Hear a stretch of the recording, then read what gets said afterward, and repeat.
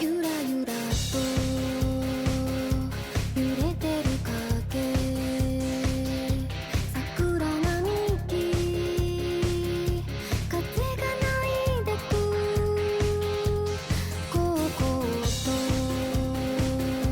見下ろす月音のない不思議な夜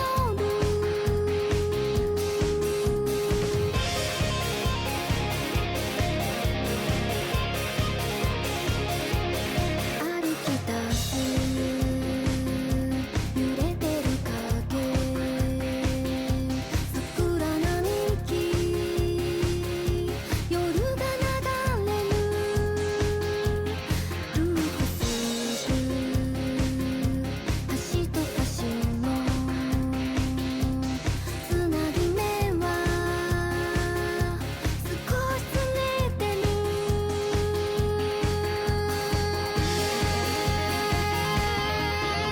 ちょっと待ってって手を伸ばして掴みかけて途切れる夢一度散ってって目をそらしたいつか見た風景バッドエンドってやったろうが繰り返すほど色深く宙に浮いたこの想いを今宵も刻み込む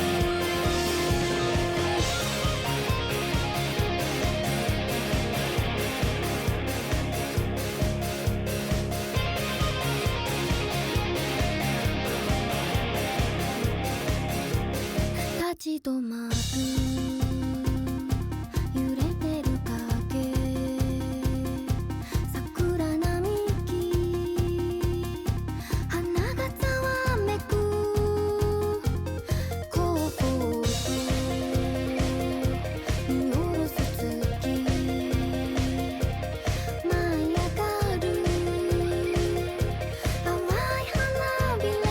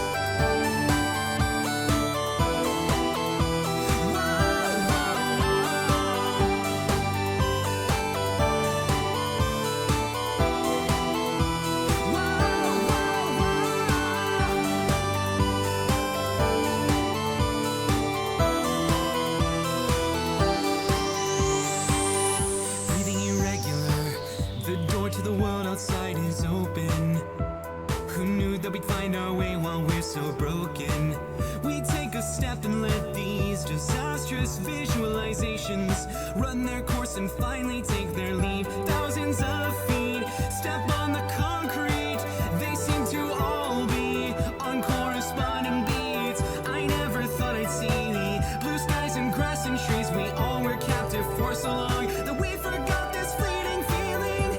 Wide open arms are reaching above. This joyous screeching, the sound that has to mean one purely gorgeous thing. This crowd is finally free. We finally escape the masquerade.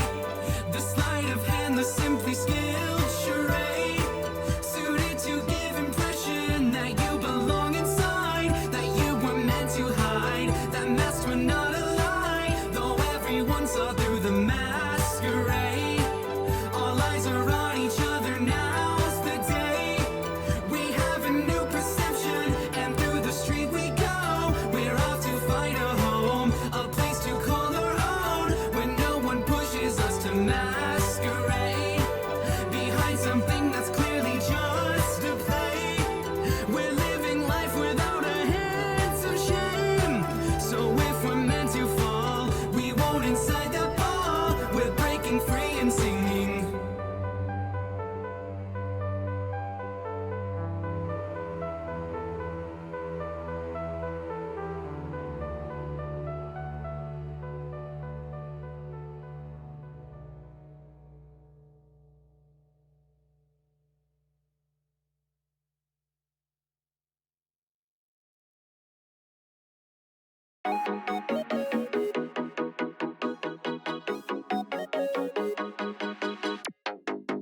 Baby, you talk about, baby, you talk about, baby, you talk about, baby, you talk about, baby, you talk about, baby, you talk about, How you gonna talk like that when your eyes go, baby, you look right-eyed. Never gonna read that meaning, and baby, still more than mine. Gotta put up with that, baby, you talking back. You try to walk up once a day, but now we running back. But I'm thinking you and me, we just can't sleep. Addicted, baby, when you walk my way. How you wanna talk about this like that? Still running back, baby, won't you run it back?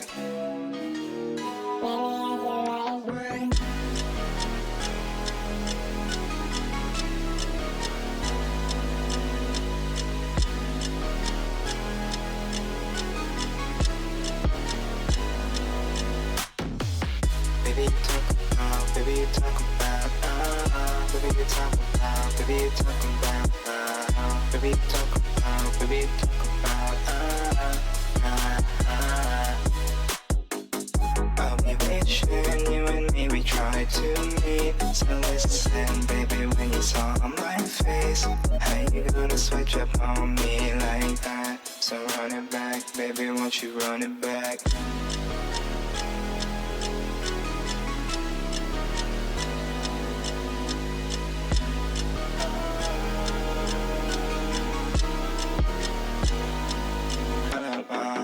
Baby, you talk about, baby, you talk about, baby, you talk about, baby, you talk about, baby, you talk about, baby, you talk about.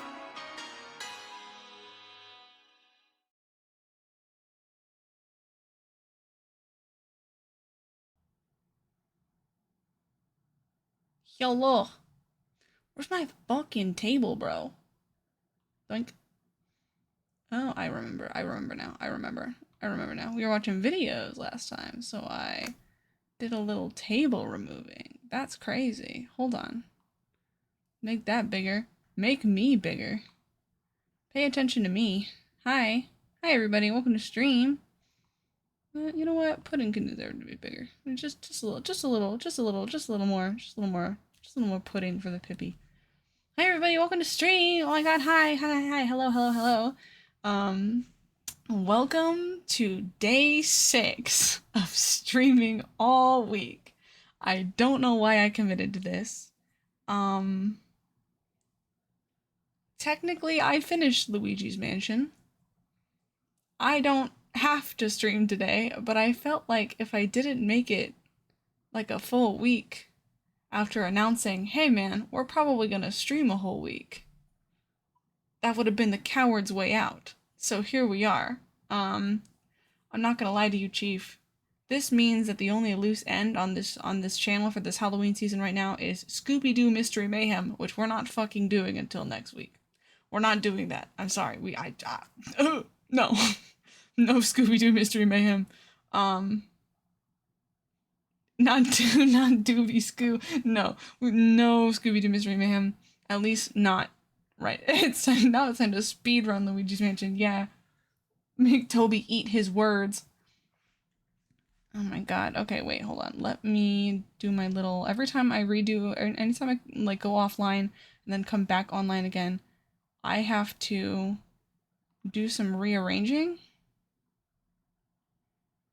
Yeah, I have to set my sound alerts to monitor off and then to monitor and output in order to be able to hear them with you guys. I don't know why that is, but haha.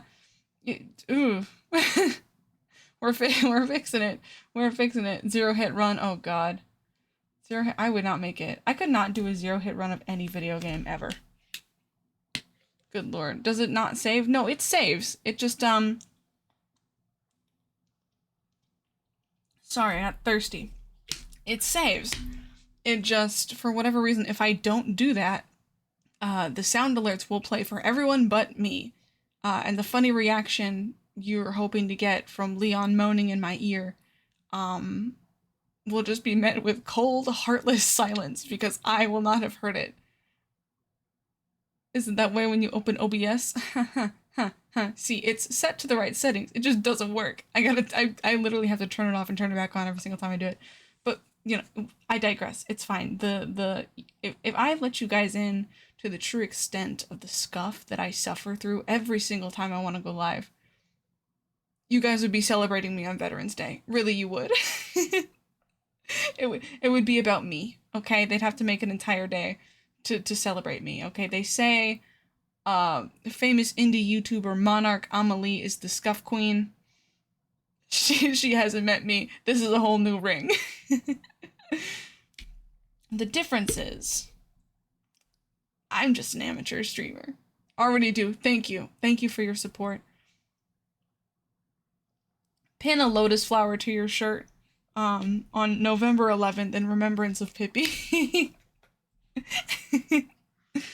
Okay, so with all that said, I don't have any plans. Hold on, I'm burning up. I need to take off my hoodie. One of my stream of friends deleted all of her scenes on accident. No! I'm not gonna lie to y'all. I love tinkering with OBS sometimes. Sometimes I'm just in VTS or OBS or one of my various streamer programs, which, by the way, hold on, I need to load up tits. Sorry. I love tinkering with OBS. I love doing all this stuff. Streaming is fun. Everything is fun. But sorry, you guys are looking behind the screen right now. It's fine. It's whatever. Y'all already know. But if I ever loaded up OBS and I accidentally deleted every single one of my scenes, I would graduate. I would graduate immediately. I would be like, I can't do this anymore. I can't do it. What do you mean? What do you mean they're all gone? It would be over for me. Really, it would.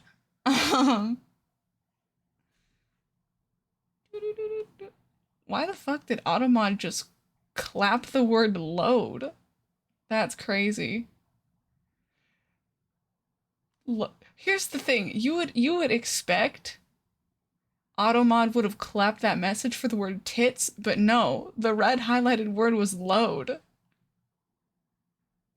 That's crazy. Anyway, I don't know what. Automod and I have a very strained relationship. That being, Automod acts out of concern for me and my content to make sure that I'm not yet another small bullied streamer. And I just bypass literally everything it says. So yeah, that is the way it is. Hold on. In order to take my hoodie off, I took off my headphones. And if I don't have my headphones on, I can't stream. Sorry. I am not in the proper headspace to stream if my headphones are not covering one ear. That's just the way it is. Okay. All right. I suppose here's the thing. We need to get housekeeping moving so that I can hit my 3 to 4 hour stream mark so that I can pause everything and watch FNAF.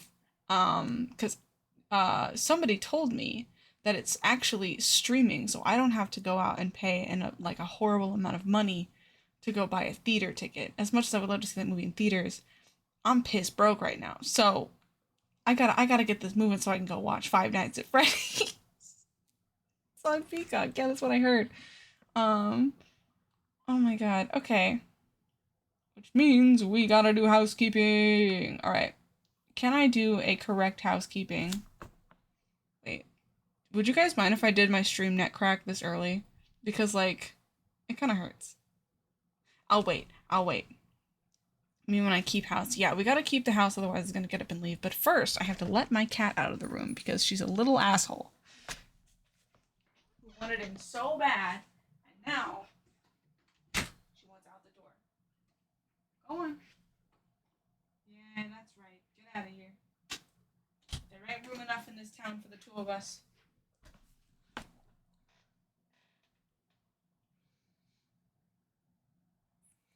Just don't die on accident. I'm gonna wait. It's too early. It's too soon. Okay, alright. Are you guys ready for housekeeping? Am I gonna fuck this up? Place your bets. Vote now on your phones. Thank you guys so much for coming to stream. My content, of course, will always be free to access, free to view. But if you guys are feeling generous and it's financially safe for you to do so, you can pass me a couple money dollars at !tip or !donate in chat. That'll give you my Stream Elements link, where you can you can pass me some money, and a funny text-to-speech voice will fuck. We'll read your funny little words. Please don't make her say swears. This is her first day on the job and she's very nervous. If you'd rather know exactly where your money is going, you can hit up my Throne wish list. Everything on there is 100% crowdfunded. You can pitch in as much or as little as you'd like, and it all comes back around helping out the stream. However, with a certain birthday donathon coming up, I have been thinking about putting some more inexpensive stuff on there. Just for, like, you know, birthday reasons. So, you know, keep an eye out for that. I do get questions about my Throne, surprising amount. If we have any artists in chat, you can submit any stream-related art to #Piptograph on Twitter. Speaking of, follow me on Twitter. Do you hate Twitter? Fantastic news. I'm also on Blue Sky. Wow, that's incredible. Amazing. I don't think I've ever done the art, Twitter, and Blue Sky all in a row. That was crazy. That was clean. That was good. That was a good one. If you hate social media, you can also hit up our Discord server. We have a small little community, and I would say that it's probably right now the fastest way to get channel updates and stream announcements, because I don't run by a schedule. I just do what I do, and sometimes I don't tell Twitter. Sometimes it's just me and the Chadpoles in Discord. And anyone else who finds out, well, haha, you know. Anyway, I think that is all for housekeeping. Please sit back, relax, enjoy the stream tonight. I don't really know what we're doing. We might watch a couple more videos. We might... Wait, hello? Wait a minute, You will wait. join the Discord, if you so wish. Hello? $50? Thank you, Anon. Oh my god. That's crazy. That's insane. Oh my god, thank you. That is literally gonna pay my therapy bill for the week. Oh my god. Thank you so much. And also thank you, because I think it's the first time anyone's tested that alert. That's wild. Wow. Someone in chat just went $50 mode. That's crazy. That's insane. Anyway, thank you so much. What the fuck? I'm gonna cry. That is insane, Spoon. Wow. I'm so happy right now. Thank you so much. Oh my god. I really needed that. Damn. Let's see. Now that housekeeping's done, what the hell do you guys want to do? I've done the equivalent of like writing you an invitation to my birthday party, and then like you guys, you know, make the plan and you show up here on such short notice, and then you walk inside and it's just an empty house. There's nothing in there. There's no decorations, there's no cake. We can order pizza. Sorry, I just had the most devilish thought of like ordering a pizza and like sending it to the company.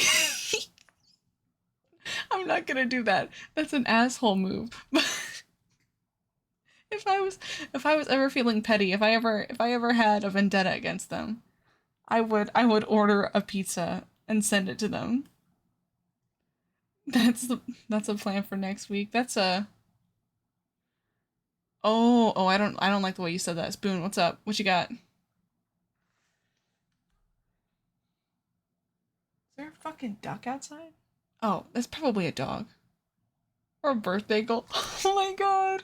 A goal for the donathon, like prank the company by sending them a pizza. That's insane. I have a feeling I'd get in trouble for that. I have a feeling they'd be a little angry.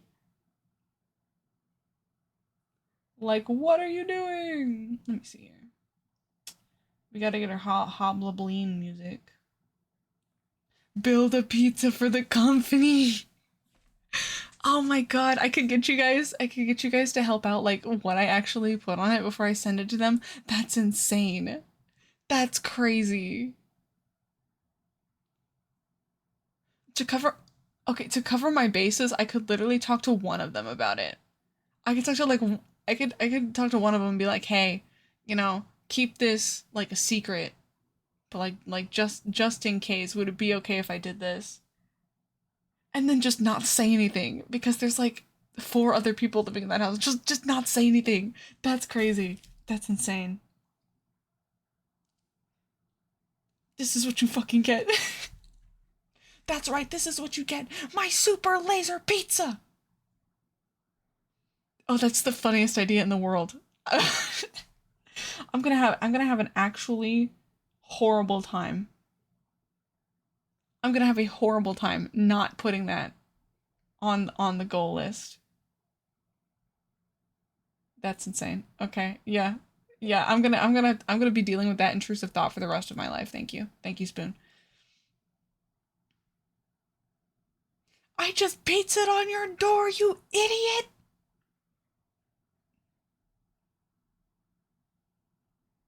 How do you like that, serendipity?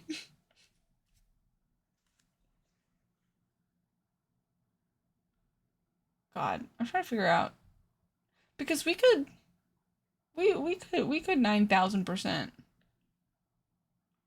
watch some more videos. I know y'all love chilling and watching videos with me. Cause I'll do anything but play Scooby-Doo tonight. But the thing is, I can't think of a video. Do you guys want to like, do you guys have any video suggestions? Do you have any like Scooby-Doo videos? Wait, is there a Scooby-Doo video essay? Hold on. What if we watched FNAF? What if we all watched FNAF together? I don't know if that's legal. As a fun bonding activity. I'm not opposed to it, but I don't think it's legal. Let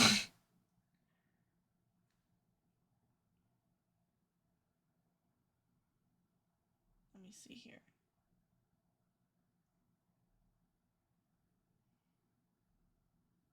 What if I just like anything's legal with confidence? Well, officer, respectfully, no. I don't believe in that sort of thing. Yeah, what if we just pulled up not the movie, but like someone else's FNAF stream, and then I just sat here like very audibly crunching on some chips and adding absolutely no commentary. That's crazy. I could read some more if you guys wanted. We could, Alright, Pokimane. Alright, Sniper Wolf, the XQC classic. Oh my god. The fact that there are multiple huge streamers came to mind. Wait, Lost Virtual World Iceberg? How much do I like your voice? Give me a second.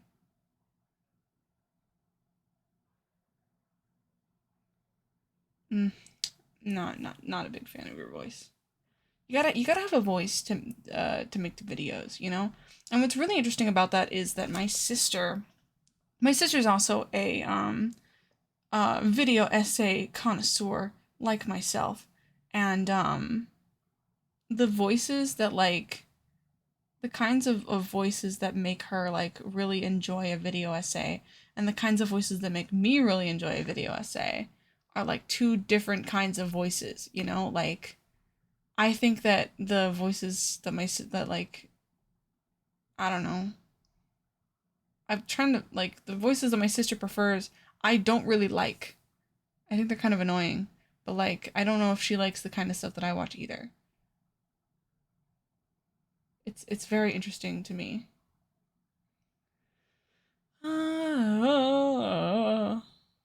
Wait, does Izzy have any Halloween specials? Please, Izzy's, please don't let me down. Izzy's, please. It can be almost unwatchable without the right voice. Yeah, literally. There are some times where I'm like, oh, I'm so interested. Oh, I hate this. I'm so interested. I hate listening to you. Izzy's she like just came out with a new video, but I've watched it rather recently, so.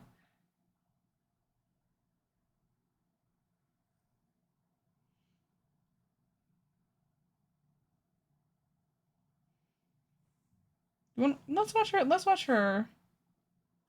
She has a couple spooky-ish videos. Let's watch her Slenderman video. What is happening to my YouTube right now? Y'all. Hello?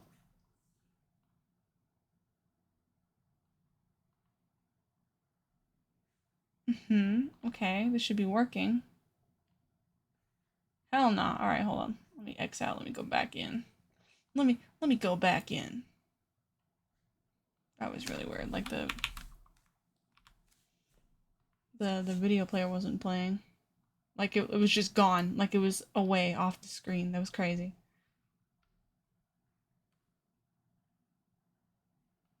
Okay, cool. Great. Here's what we're doing.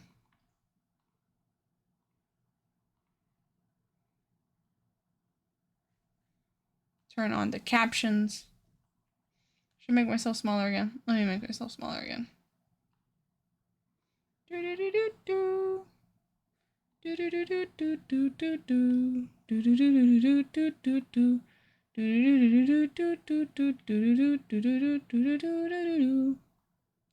Don't stop the music tonight. Oh, get up, shake it up, move your body. Don't stop the music tonight. Oh, keep it up. It's a Friday night. Bum bum banana da-na-na da-na-na. Right.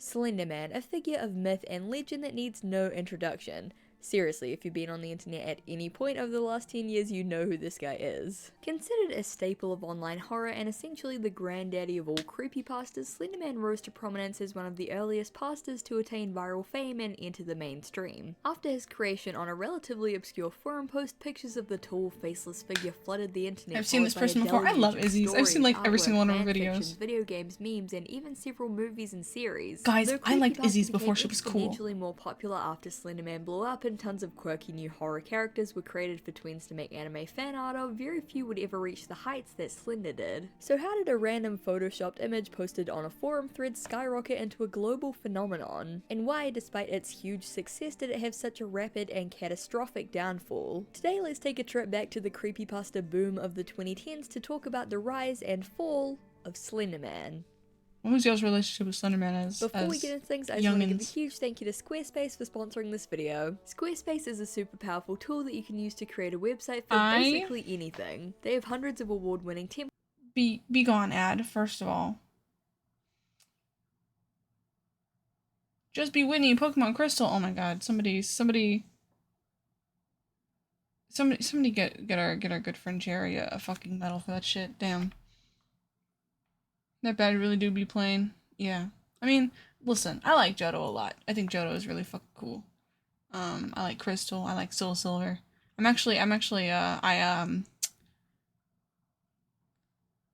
Ain't no fucking way this cat is knocking on my door again. Ain't no way. I did the plane badge specifically. I like Johto. What's up? What do you want? Doggeroni and cheese. Do you want to say hi to chat? Do you want to say hi to chat? What do you have to say to them?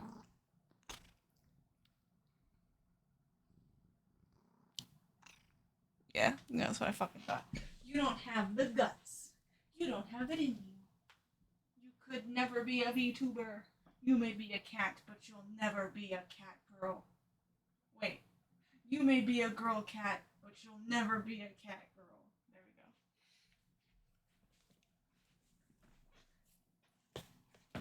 we go. Whoa, is that kitty? What the hell? Yeah, really strange that thing lives in my house. Formative years. Let's set the scene. The year was 2009. Silly bands were used as currency on the playground. Fred and Smosh ruled YouTube, and Icon Has Cheeseburger was the funniest shit that anyone has ever seen. Simpler times indeed. Now, it's important to note that while Slenderman is a very early example of a popular creepypasta and inspired many different characters and stories that came after it, it was by far the first or only creepypasta out there in 2009. The Polybius arcade legend dates back to posts made in the year 2000. Ted the Caver is an exemplary piece of online horror that was published all the way back in 2001. Zelgo was created in 2004, and the legendary Candle Cove was also written in 2009. All of these stories contributed to the general creepypasta canon and most definitely influenced the story of Slenderman, whether directly or indirectly. So okay, I'm sorry. Your midstream net crack has to happen 36 minutes in. I'm so sorry.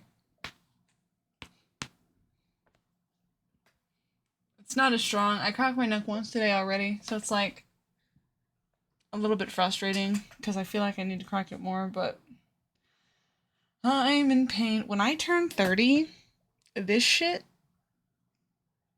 is gonna be nightmarish. This is gonna, like, bite me in the ass. And, like,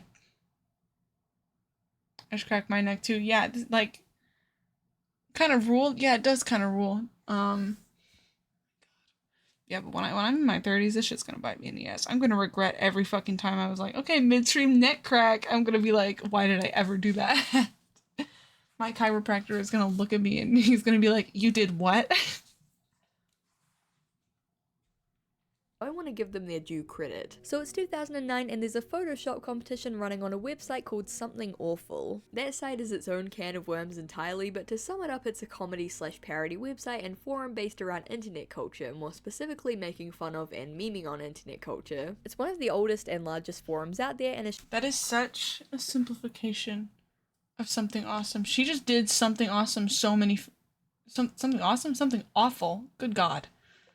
She just did something awful so many favors. Oh my god. That's crazy. shaped the current internet as There's we know it something in awesome countless for it. ways. Tons of viral memes and trends spawned from the site, and it became well known for running Photoshop Friday, a weekly contest where members were tasked with photoshopping images according to a I selected fucking remember theme or the prompt. Connect On memes. April 30th, 2009, one of these Photoshop threads was created, simply titled Create Paranormal Images. The goal was basically just to take everyday photos and Photoshop them to be creepy, and there are tons of super cool and spooky images in this thread. And of course also a lot of very shitty low effort meme posts.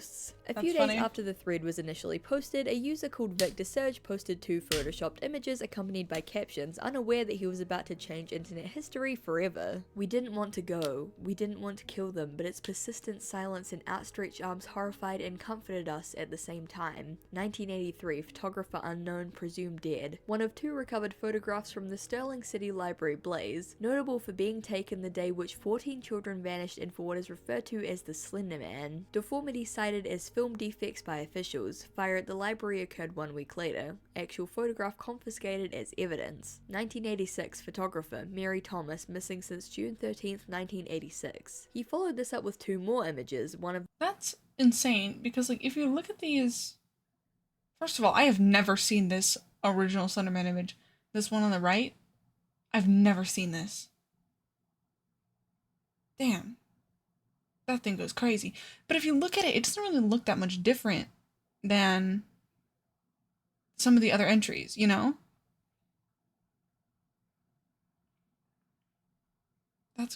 I've never seen these images.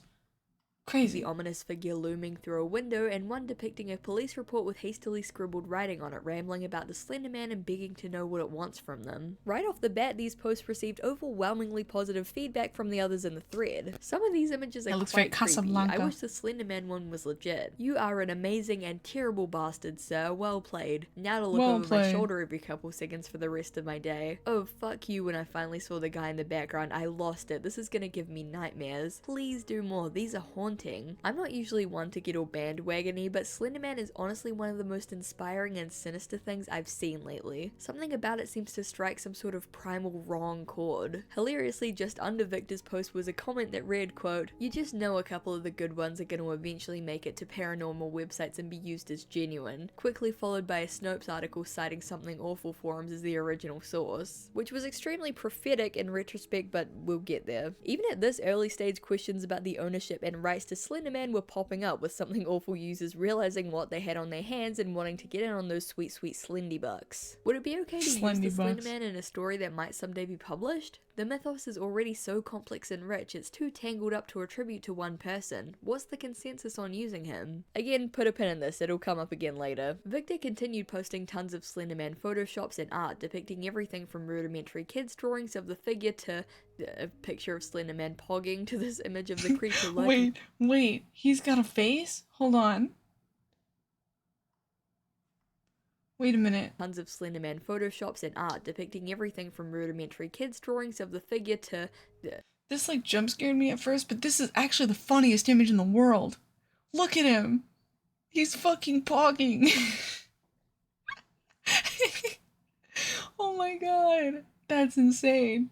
Slenderman face moment. a picture of Slender Man pogging to this image of the creature lurking in the woods, impossibly tall with its tendrils blending into the shadowy trees. That's why he got it was it clear that removed. Victor had been working day and night since the original post, churning out drawings and news. Guys, oh my god, stop sharing this. Like, stop posting it. Like, fuck, I was having a bad day. I didn't wash my face. Like, stop it, please. Oh my god. Like, just delete that. Delete it. Come on. Paper clippings and snippets of lore to post to the thread. And it paid off. Slenderman was a huge hit with Something Awful. As one user put it, he had become the star of the thread. By page 5, entries for the Photoshop competition had halted and the conversation was entirely dedicated to praising Victor's photoshops and commenting on how unnerving and eerie Slenderman was. By page 10, the thread was filled with users posting their own original Slenderman photoshops and stories, most often in the form of fictional police case files, newspaper articles, and transcripts of found footage. I kinda Users wanna were know, like, posting what fan art of the character, describing dreams that bits they of, had of like, him, and interestingly proposed speculating Slenderman and lore even didn't arguing make over it. Slenderman's lore. Victor Like, I want to know, if I could revisit the thread, I would love to know, like, the stupid details about Slenderman that were proposed and, like, just overwhelmingly denied that everyone has forgotten about. I need to know. He lost his face somewhere along the way. He had a face. It's gone. Who knows where it went? The search hadn't given a huge amount of information about the character, just little tidbits here and there, so as more and more users started adding their own stories and artwork, his lore From the got top, deeper their eyes and more make me feel a contradictory to little the point where they started arguing fruity. over how the Slenderman should be portrayed. Without sounding like a dick, can we drop all the written word and don't say his name, he's coming stuff? It's totally killing the mood. If you want it to become a real urban legend viral thing, let it happen naturally, don't force it. It's cheesy and painful. Some only you interpretations knew. cast Slender as some sort of extraterrestrial being, with his suit actually being made of reptilian skin. Some made him into I a remember stories like Lovecraftian that. god, photoshopping images of ancient cave paintings depicting him, and others created elaborate backstories and histories and motives. Personally, I don't really like any of these interpretations. I think Slender is at his creepiest when his motives aren't explained and he's just the scary, enigmatic figure that that shows up in photos. Plus, this is just a personal thing, but I really hate the whole skin suit headcanon. It's so lame. It's way funnier to imagine that Slender Man lovingly hand-tailored his own custom-made suit. But those are just my opinions, and one of the best parts about the character, and what drew so many people to him, is how many ways he can be interpreted given how vague the source material is. On page 15 of the nearly 50-page thread, which was now almost exclusively dedicated to Slender Man, a user called Cigars posted about a friend called Alex who had been shooting a short film before having some sort of nervous breakdown and asking him to burn all of the tapes. Cigars was reluctant to destroy the footage and instead asked if he could take a look at it himself. Alex agreed on the condition that he never bring it up again. Cigars speculated that this bizarre interaction in the salvage footage may have something to do with Slender Man, and after getting, well, absolutely zero response to this post, he ended up posting a link anyway to a YouTube video containing some of the footage. This definitely got the thread's attention. Can you imagine being one of the fuckers that ignored Marble Hornets at first? Being one of the people that was like, yeah, no, that sounds lame. I'm not going to engage with this.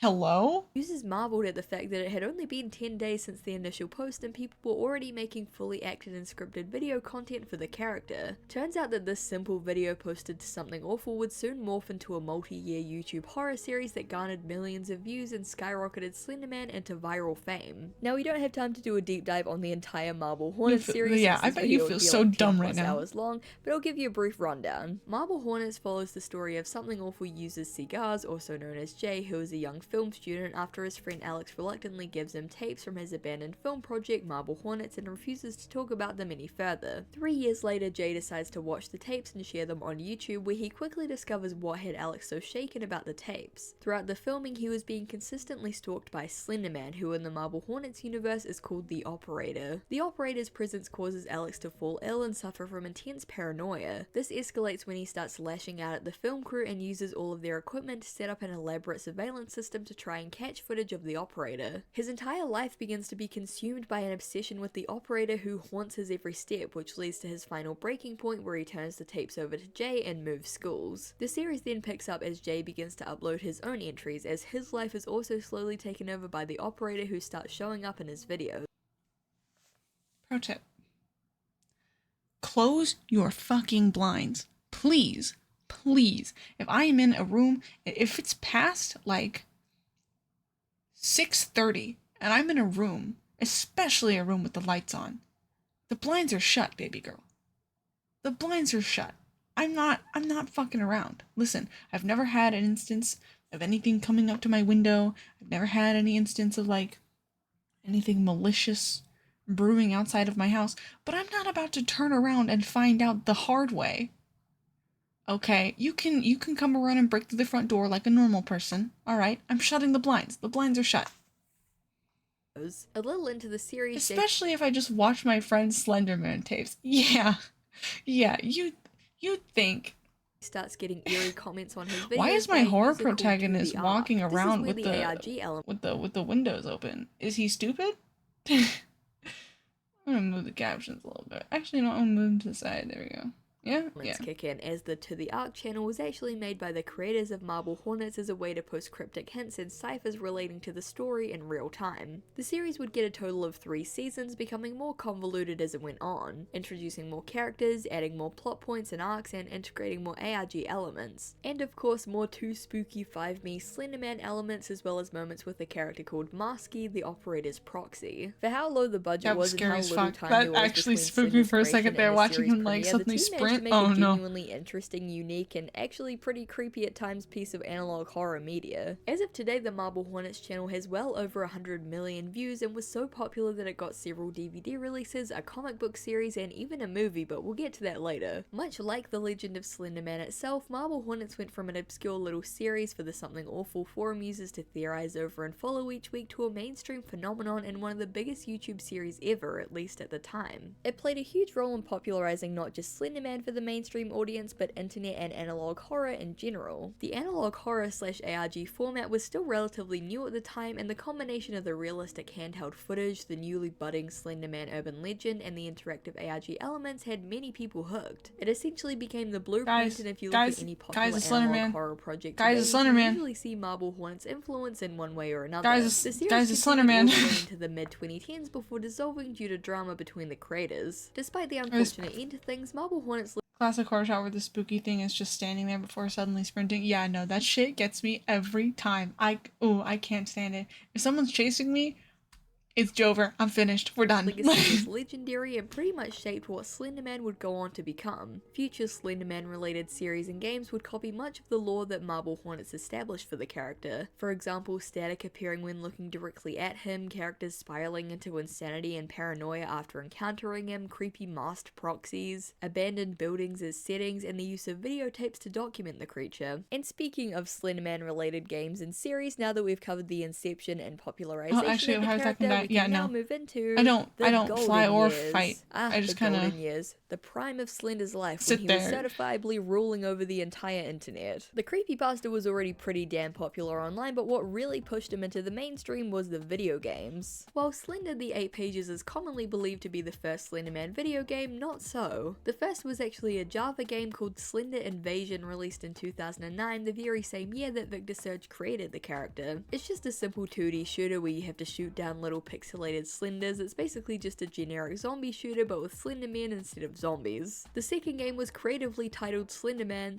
The Game, released in 2011. The game was a short project made by a group of indie developers for a game jam competition and was a basic monochrome 3D jump scare simulator making use of simple models and limited text. I feel like it's worth mentioning these two because they rarely ever get credit for being some of the first Slenderman games out there. Seriously, these devs were lightning fast about getting these out. However, while they were the first in terms of popularity, they were very much overshadowed by, drumroll please, Slender the 8 Pages. This was the big boy, this was the titan, this is the game that launched 1,000 run through the woods and get jump scared games, and by extension a billion haha funny man scream at game let's play videos. Slender the 8 Pages, originally just called Slender, was developed by Parsec Productions and released in June 2012, launching the urban legend into mainstream virality. The premise of the game is simple. We were going over my old videos last night on stream, and I realized a little while after, when I was talking to y'all about that horror nostalgia week that I did, like 2 years ago. Last year? No, 2 years ago.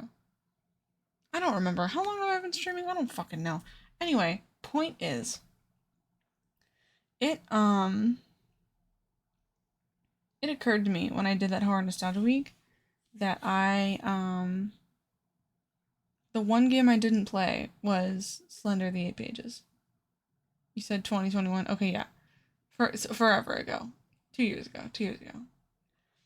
Because somewhere in my head I'm thinking I did that in October. I did not. That was like in February of like 2021. So yeah.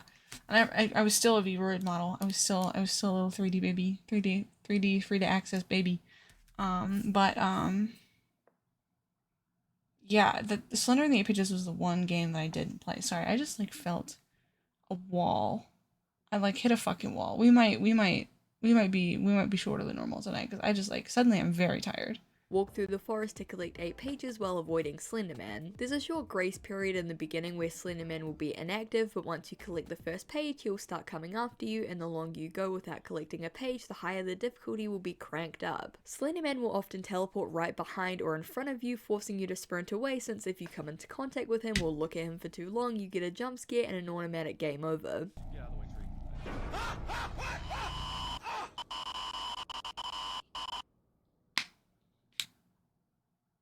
You can run out of stamina permanently and your flashlight can die if you use it too much, and this combined with Slender's increasing aggressiveness and the fog that gets thicker with each page you find makes completing the game difficult to say the least. The 8 pages was a huge hit for several reasons. Firstly, it was scary, not in any nuanced or clever way, but just in the raw sense that it was a jump scare game, and jump scare games were very popular with YouTubers. Let's Plays were really hitting their stride back in the 2010s, specifically the genre of Let's Plays where grown men would play horror games in make funny faces and scream whenever a jump scare occurred. At first I'm sure it was genuine, but over time as the genre became more saturated, it became sort of an in-joke that these jump scare reactions were becoming more and more overblown and fake, just exaggerated to the extreme in order to make the videos more clickable.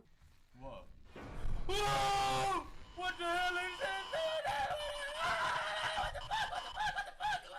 By the 50th time that some guy screams at like 80 decibels and says flibbity floobity, that scared the cheese and rice out of me, guys, you start to have some doubts about the authenticity. And naturally, where 2010's Let's Players led, throngs of impressionable children would follow. Tons of kids started playing Slender en masse. Not only were jump scare games pretty commonly used for pranks, drop a like if you also got tricked into playing the maze game as a kid, but I think that scary games and rituals have just always been something that kids have been weirdly into, from Bloody Mary to Slender Man to Baldi's Basics and Poppy Playtime and whatever the hell all of these are. This post literally kills me every time I see it. What the fuck is Stacky's Night Shift? There's a whole rich genre of terrible horror games created for children who watch game theory videos about Five Nights at Freddy's, but that's a topic for another day. The point is, kids got really into Slender Man, and we all know what happens when a large fan base of children get invested into a character. They will be made into an anime sexy man. We talked earlier about the original Something Awful threads and how the forum users collaborated with each other to build up the terrifying lore of the Slender Man. And several years later, this exact same thing happened, except it was Wattpad tweens writing self-insert shipping fanfic about Slender Man and drawing him as a sexy faceless anime boy. The lore was quickly established. Slender Man actually lived in a mansion in the woods called the Slender Mansion, and all the other creepypastas lived there too, like Jeff the Killer and Ben Drown and Smile Dog, and they were all sexy anime boys. Except Smile Dog, he was just a dog. He wasn't that's sexy, just what, like, unless the person writing the Great googly moogly.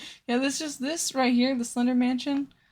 That's just what's going on in my head. That's just all my brain cells trying to share a space. What is this dog? Why is his neck so long? Why is he stanced up like that?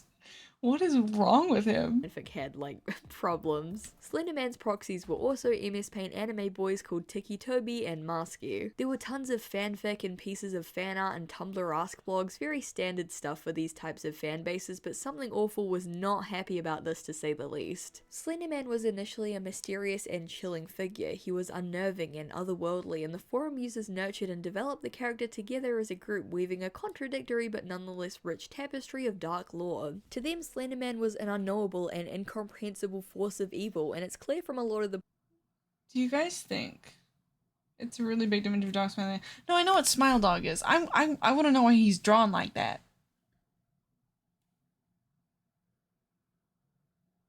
Like, hold on. Where is it? Where is he? Bring him back.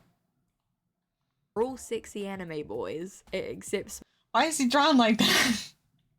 He's like, he looks so beefy. He's ripped. Oh my god. That is a shredded fucking giraffe dog. Anyway, what was I saying? I don't remember. Oh yeah, I think because the furries didn't get to him. Yeah, he every second furries are not running. He's getting stronger. contradictory but I think that people should stop picking on kids trying to have fun on the internet.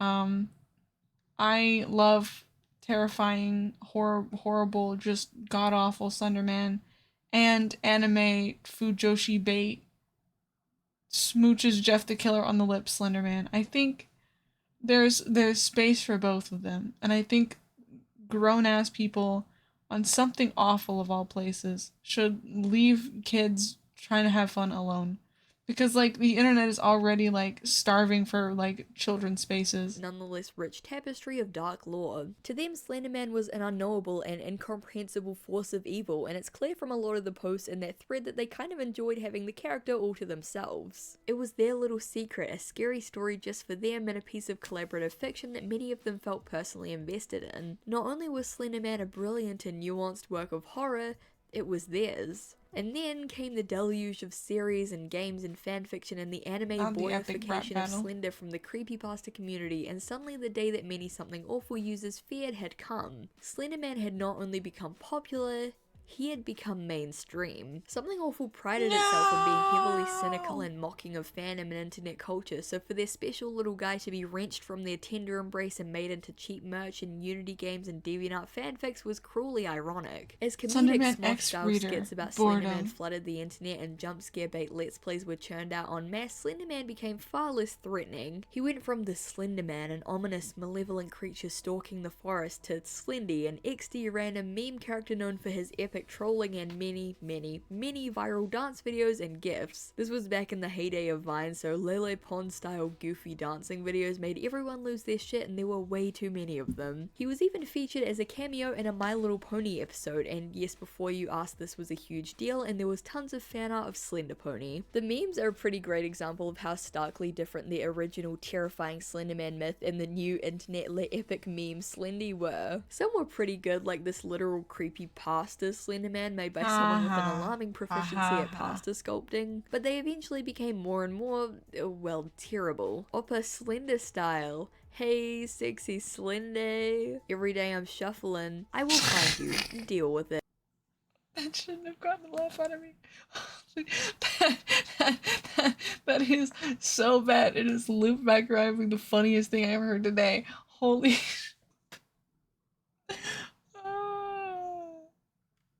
Play Slender, they said. It'll be fun, they said. I know why people scream when they see me. That's because I'm sexy. I do really like this one though, that just says memes, jokes, and funnies. I feel like I'm missing context here, but it's much funnier if I just don't know. There's always a price to pay for fame, and the more popular Slenderman became, the more he was watered down, memeified, and defanged. This isn't necessarily a good or a bad thing, it's just a thing. Some people really loved the memey, goofy interpretation of Slender, while others hated it with a burning passion. I fall somewhere in the middle. I like the spirit of the original creation, but I also unironically love the stupid old memes where he looks like a bunch of floppy pillowcases sewn together and is saying some sort of outdated catchphrase in impact font. Either way, in whatever side you fall on, it was a fascinating evolution for the character and one that remains contentious to this day. Anyway, back to the games. After the roaring success of Slender the 8 Pages, Slenderman games were officially in vogue. What followed was a torrent, a deluge, a certifiable tidal wave of cheap jumpscare bait Unity Why is he games. walking like Shitty that? Slender games became their own genre, from Five Nights at Slenderman to Slenderman the Demented Demon to my personal favorite, Slendy Tubbies. My friends and I used to play this religiously in high school, you know, instead of doing work or learning important life skills. Slendy Tubbies is why I don't know how to do math. These games all follow the same formula, big open level, usually set in a forest or a derelict building, cheap or stolen Unity assets, and some creepypasta character coming to jump scare you and play a sound effect at approximately 3,000 decibels. Or in this case, creepypasta Teletubbies. Like the 8 Pages, these games tended to be popular with younger kids and tweens because,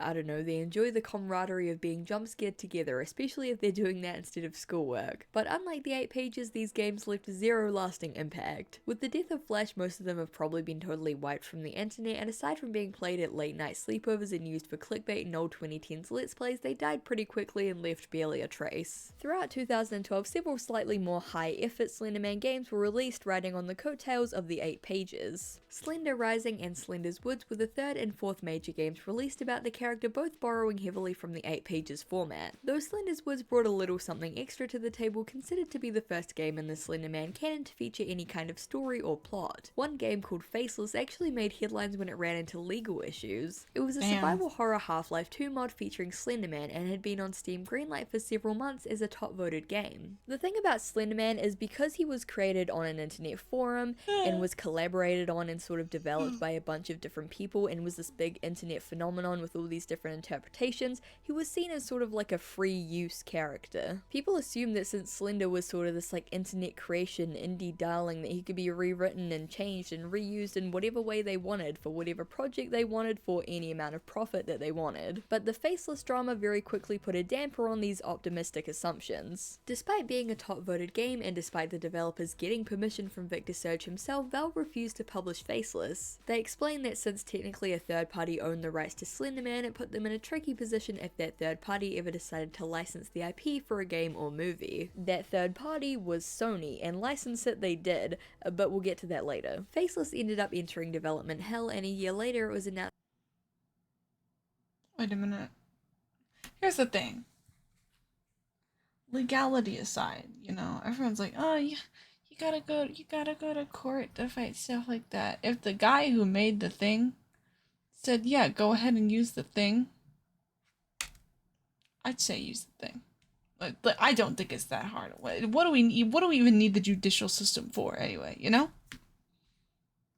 Has to be postponed. No further information about the project has come out, and at this point I don't really think it ever will. Following a year of fairly low quality Unity Slender games, fans were very excited when an actual big budget game was released, Slender: The Arrival, in March 2013. Interestingly, this game served as a sort of sequel to The 8 Pages. It was made by Blue Isle Studios in collaboration with the original creators, Plastic Productions, with Victor Surge as a producer. Quite a prestigious lineup. However, unlike The 8 Pages before it, this game actually had a plot, and also Slenderman didn't look like a wet noodle in a suit. The Arrival tells the story of Lauren, who drives out to the forest to help her friend Kate move houses. Of course, when she gets there, she finds the house completely abandoned and trash, with creepy drawings and scribblings all over the place. The rest of the game follows Lauren as she searches the woods for Kate, each level taking place in a different location and occasionally with different characters. Early on, it's mentioned that a young boy called Charlie Matheson Jr. went missing in the area. It's later revealed that he was turned into a proxy by Slender, and he serves as an antagonist and enemy throughout the game. Same with Kate, who was also turned into a proxy. Spoiler alert, I would guess, not but, like, search for Kate.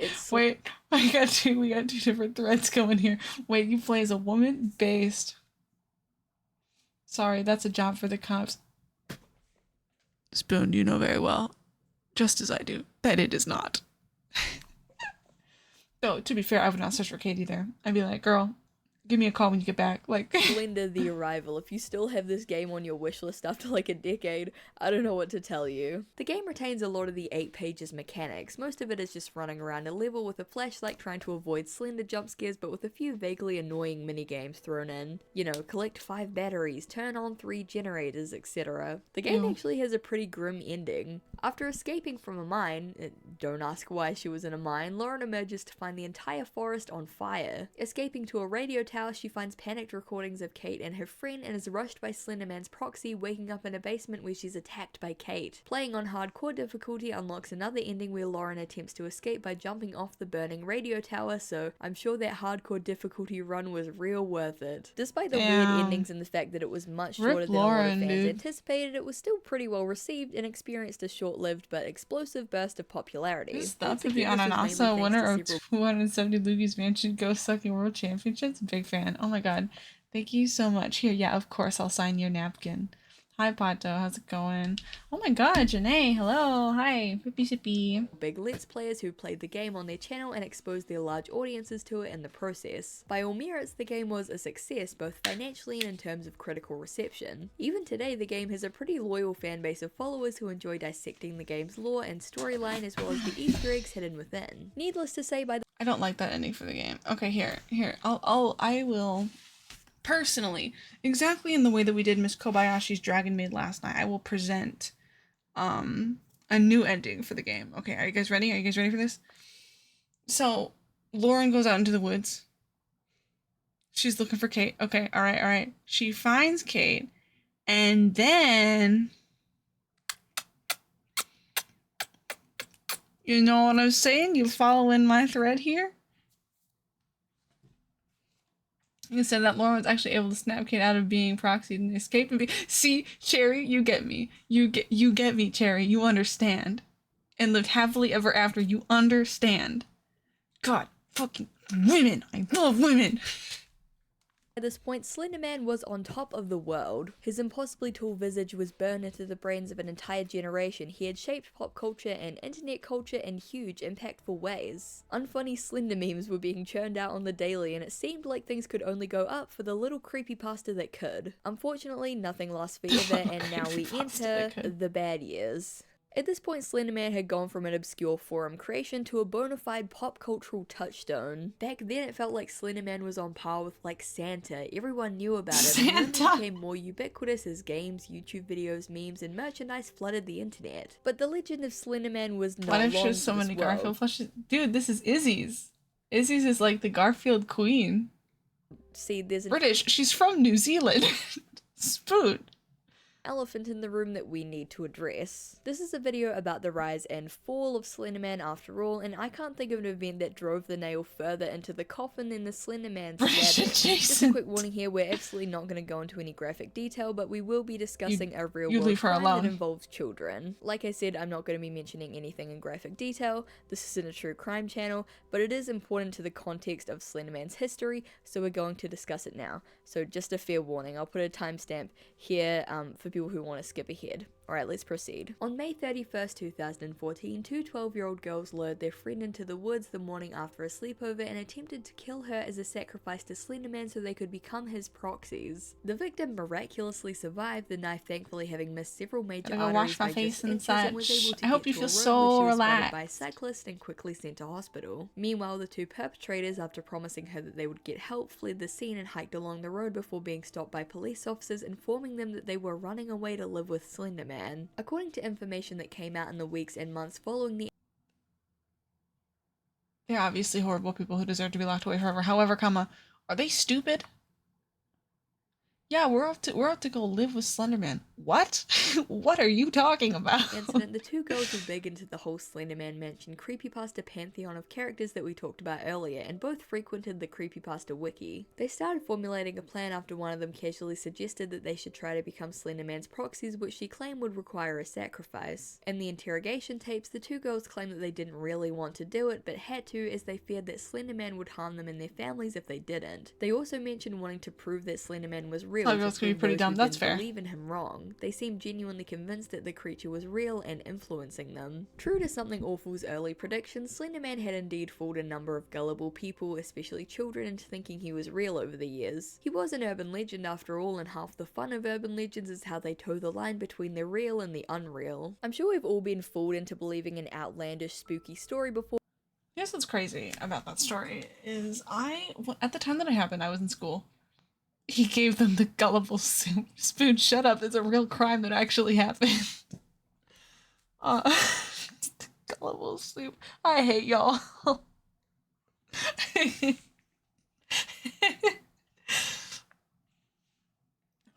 what's crazy is I was in school when this happened, and I had made a drawing of Yume Nikki, I think. I had drawn like Marotsuki and a bunch of the Yume Nikki characters, you know, just for fun, like on the back of a worksheet or whatever. And when my teacher saw it, she went, and I wasn't very well informed. Like I had I'd vaguely heard that this had happened. Doesn't mean they didn't have the gullible soup. Please, guys. My teacher saw the drawing, and was like, "Are you one of those creepy pasta kids?" And it took me forever because we had a very brief conversation. I was like, "No, like this isn't like creepy pasta." And she went, "Yeah, but are you one of them?" And it took me years to figure out that this like little weird exchange that we had was like right after this literal crime, like this stabbing happened. And I was like, well, shit, she probably thought I was fucking insane. Like, she genuinely probably thought, like, I was like, in the same kind of, like, community, like, circles as, like, these two, like, teenagers who, like, stabbed a girl. Like, it took me way too long to, like, make that connection. And, yeah, I don't know. I, like, really liked her for some reason. Like, she was kind of snippy, kind of rude. Or for whatever reason, she was like my favorite teacher that year. I don't know. I was a weird kid. Anyway. Or especially as kids. But it had never escalated to this level before. The Something Awful users that joked about trying to trick normies into believing that Slender Man was real, the kids writing Slender Mansion fanfics, the games publishers, none of them could have known that the story would be interpreted so literally and taken so far. Thankfully, the victim made a full recovery in hospital and was able to return to school several months later, while the two perpetrators were tried as adults and found not guilty by mental Pato, disease. shut up. Both were sent to mental Pato, health stop facilities for periods of 25 to 40 years, though one of them was actually recently granted early release. Obviously, as soon as the story broke, it was all over the news. The incident was already highly shocking with how young the offenders were and how violent the crime was, but what media outlets were really latching onto was the whole Slender Man thing. A lot of parents who weren't very online were learning about the existence of Slender Man and these other horror characters through the framing of this horrible crime and a moral Oh, panic the about corner. Yeah, you creepypasta should. swept the nation. Law enforcement were warning That's me parents that spraying their you kids with the were water. accessing dark and twisted things on the Because I internet. believed The you news for a was split reporting second on the there. evil and Just satanic get out of sites here. that published horror stories to warp the minds of the youth, and parents were in full panic mode, cutting off their kids' internet access and monitoring what they looked at 24/7 lest they become murderers. And this wasn't even just an American thing. I was the same age as those girls were when this all went down, and I remember my mum telling me to stay away from creepypasta because it was bad and scary. The creepypasta wiki in particular came under heavy fire as people blamed it for public. Nah, now I'm not going to fuck you. What?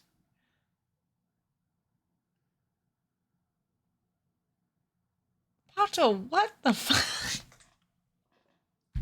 What am I reading anymore? Alright. Alright. That's it. I'm packing up. I'm ending the stream. There's a comma missing. Oh my god. Oh my god. I had a genuine moment of like, what the fuck are you talking about? Holy shit. I was like, I read that so fast. I was like, what? Huh? Pato, you can't do that to me. I'm literally like, damn, I can't even remember what like quirky little funny little fucking thing I was gonna say. Because now I'm like, man, what's up with the Spoon X Pato Yowie 100k words slow burn friends to lovers happening in my chat right now? I mean, love is love, the but types of gruesome and disturbing horror stories that the girls obsessed over prior to the incident. The motive, say police, to win the favor of a fictional internet horror character called Slenderman, who the girls found on the horror fantasy website creepypasta.wikia.com. It got so bad that they had to issue a public statement, quote, "All works presented on this wiki and other sites, including Slenderman, Jeff the Killer, Ben, Sonic.exe, etc., are fictional stories and characters. Of course, only a small minority of people, mostly Yuri moment. Can we get Yuri moments in chat? Truly believe what they read here, and for most people, they will not attempt to replicate atrocities presented in some of the literature on the wiki. Something like this was bound to happen considering the size of the creepypasta community. All it takes is one person to do something insane and radical in the name of someone or something. This is an isolated incident and does not represent or attribute the creepypasta community as a whole. This wiki does not." The true mark of two homies is being as gay as possible without being romantically involved. God, I feel that so hard. Yeah, we're both bi, but we're not gay. You know what? That's getting the pin for the night.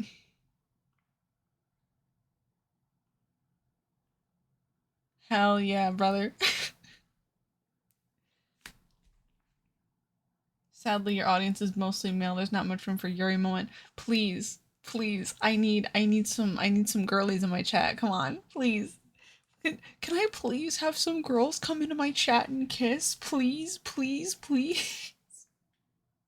That sounds awful. I'm gonna go back to playing the video. Not endorse or advocate for the killing, worship, or otherwise replication of rituals of fictional works. There is a line between fiction and reality, and it is up to you to realize where the line is. We are a literature site, not a crazy satanic cult. Victor Surge, real name Eric Knudsen, who you'll recall originally created Slenderman, offered a far shorter and more curt response, quote, "I am deeply saddened by the tragedy in Wisconsin, and my heart goes out to the families of those affected by this terrible act." His publicist refused to comment further, and as far as I can tell, he's never spoken publicly about the incident since.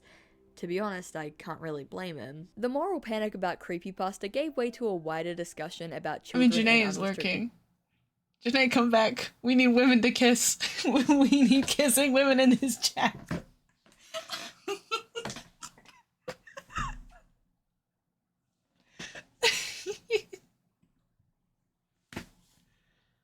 I love her. Girl that proved me wrong. Guys, oh my god, I think I'm the only girl here. I mean, like, kiss me if I'm wrong, but like... internet access, which I think is always a discussion worth having. A lot of good points were made about how the internet does have some genuinely really terrible stuff on it that can affect young minds. I'm sure that some of you watching this had pretty loose or entirely unrestricted internet access and can think of at least a few times that you were scarred for life. But on the other hand, as the wiki stated, creepypasta is just a form of literature. Horror stories have been Beg around me for if I'm basically as wrong, long as humans have, from ancient legends of monsters and mythical beasts to ghost stories around a campfire to gothic horror novels and poems to man door, handhook, car door. Creepypasta was nothing new, it was just a new format for an old genre, and parent groups campaigning to ban it were basically campaigning to ban the concept of horror as a media and literary genre, which, well, good luck with that. Additionally, as many people pointed out, the incident was a tragedy, but definitely the exception and not the rule. Millions of people engage with creepypasta and online horror without ever wanting to hurt anyone, just like millions of teenagers play Dungeons Y'all and play the OG Dragons Slender without Man? I joining have not. satanic cults. But as they say, one bad apple spoils the bunch, and after all, I did, however. I used to be really obsessed with the Yu-Gi-Oh! Abridged video where Merrick and Bakura play Slender. That I used to have that entire video memorized. I could rattle off that entire video if you asked me to when I was younger. It was insane. this news broke, Slender Man was officially cancelled, for lack of a better word. The fandoms that formed around him very quickly lost steam as they were viewed with increasing suspicion and judgment by the wider public. Bringing him or any other topic relating to creepypasta art would usually be met with awkward silences and uncomfortable shifting. It was seen as a taboo topic, something to keep hush-hush and definitely not something to engage with. In their typical vaguely inflammatory way, Something Awful responded to the whole ordeal by I'm thinking posting an about girls. article God, calling that's the so two valid. perpetrators stupid and sarcastically telling readers not to commit crimes because of things they read on Something Awful. Quote, "We are 15 years post Blair Witch. These girls were 12. Found footage, YouTube, shaking cameras and bad photoshops of people with socks on their heads standing in the woods should not be fooling anyone. Especially not 12-year-olds My bad, I who should be exposed better myself. at the internet and media culture than actual adults. But maybe all these chemtrails and I was art trying to bells click are something actually and I making people accidentally dumber. Maybe accidentally there's a lot of exposed cherry lead blossom paint white being tea. used in My Waukesha. bad, my bad. Maybe the internet makes you stupid. It was unfortunate then that just as Slender Man had become a taboo I was trying to make my chat bigger. I'm so sorry. and borderline inappropriate topic, several horror movies featuring the character were slated to come out. It was comically bad Hey guys, I just need to do something real quick. Puts you on blast. timing for several studios who had been planning and filming movies about the character for years but had release dates in the aftermath of the incident, causing them to be immediately brushed off as inappropriate and in bad taste. The first of these was a full-length movie adaptation of the widely loved Marble Hornets series called Always Watching, a Marble Hornets story, released in early 2015 in select theaters. Even aside Wait, guys. Why is he kind of doing the DreamWorks face? Like, I know he doesn't have a face, but like the indents of where his face should be, he's kind of DreamWorks facing right now.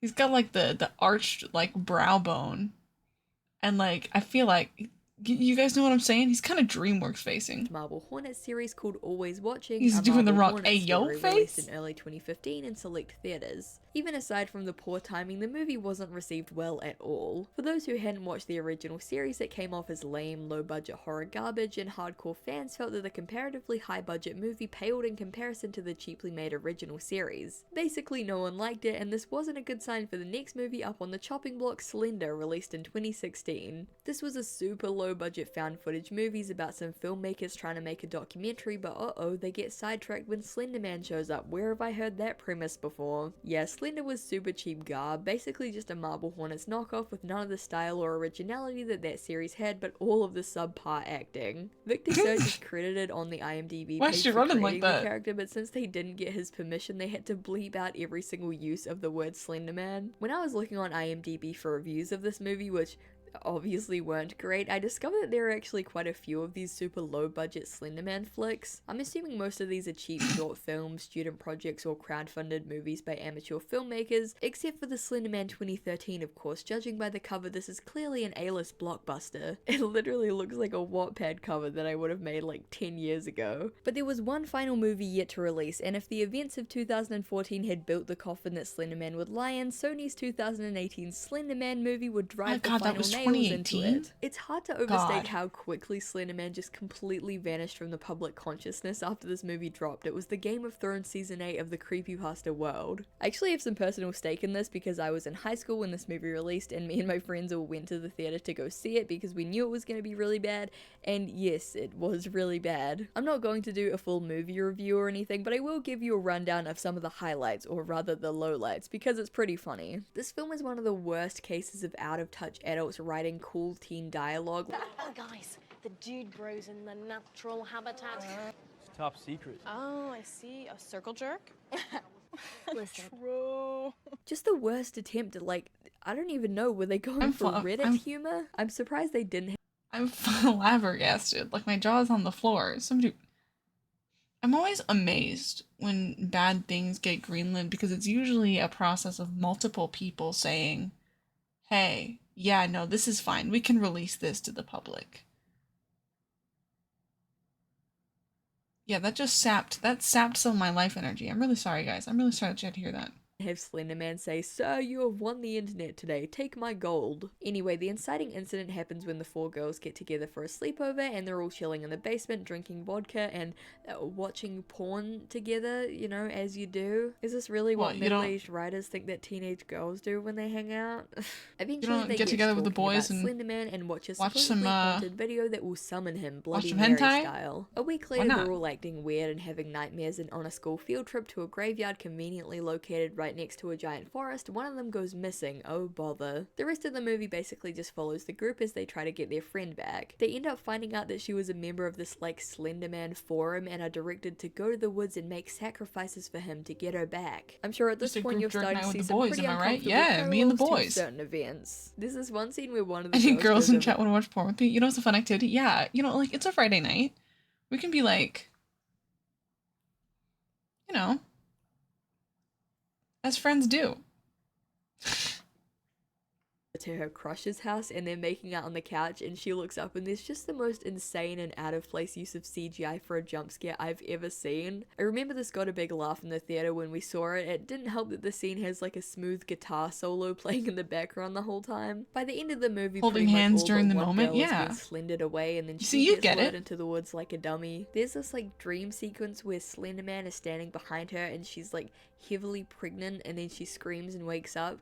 There always seems to be one guy on the writing team who pushes suspiciously hard for these types of scenes in movies and cartoons, I swear to God. Also, if you hadn't gathered by this point, this movie has a ton of god-awful CGI. It also has some of the goofiest portrayals of Slender I've ever seen, and that's saying a lot since 90% of Slender Man videos are just me and my pals filming the tallest member of the friend group wearing a white morph suit and standing in some bushes in my backyard. Anyway, when she wakes up, it turns out she's fine, but her little sister has been possessed by Slendy and has to be rushed to hospital. While her sister's being treated, she's still having these hallucinations and episodes of paranoia, so she walks through the hospital and sees all these creepy things happening. She walks by one room and a woman pulls this face.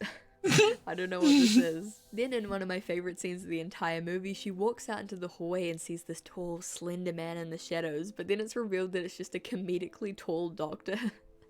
I love it. The movie ends with the little sister narrating as an adult telling as a fun people activity, that they like for shouldn't fun. share stories or click on links about the Slender Man because it only makes him more powerful. The end. The movie was critically panned, obviously. It was total trash. Admittedly pretty funny trash, but stinky garbage nonetheless, and it was not only criticized for its poor quality, but for its offensive nature. Tons of articles came out slamming the film for making light of and trying to capitalize off a tragedy, with one of the families involved in the case actually coming forth to call the film disrespectful. The whole thing caused quite a stir on social media, but the buzz soon died down since, well, beyond the Here's the thing, I actually have done that. I actually have gotten together with some of my pals and, you know, turned on some questionable shit just to hang out and, you know, make fun of. So I can't even really comment about that. I can't even really comment about that. But I'm gonna pretend I have ground to stand on here, just, you know, just because I've been, okay, thank God I'm not alone, thank God. controversy, the movie had zero redeeming or memorable qualities, and it soon faded out of Same. memory. Okay, It's thank pretty God. interesting because as someone who was into creepypasta as a kid and was kind of in the community, I can say for 100% fact that a ton of people would have lost their shit back then if a big budget Slender Man movie had hit theaters. But it was much too little far too late. After the events of 2014, the hype around Slender Man very quickly died, and by 2018 he was basically a dead meme. It's like if a studio came out in 2022 with a Rage Comics cinematic universe or a Trollface biopic. Slender Man had been done for a long time, but the Not the release and Trollface swift backlash biopic. to this movie officially confirmed it. No further games, movies, or series on the mythos came out after I this. can't at judge least y'all none that because got I haven't had enough friends to know whether that's normal or not. Quick, guys, isolate her. traction, and Slender She Man's can't once find enormous out we're cultural footprint dysfunctional. seemed to vanish overnight.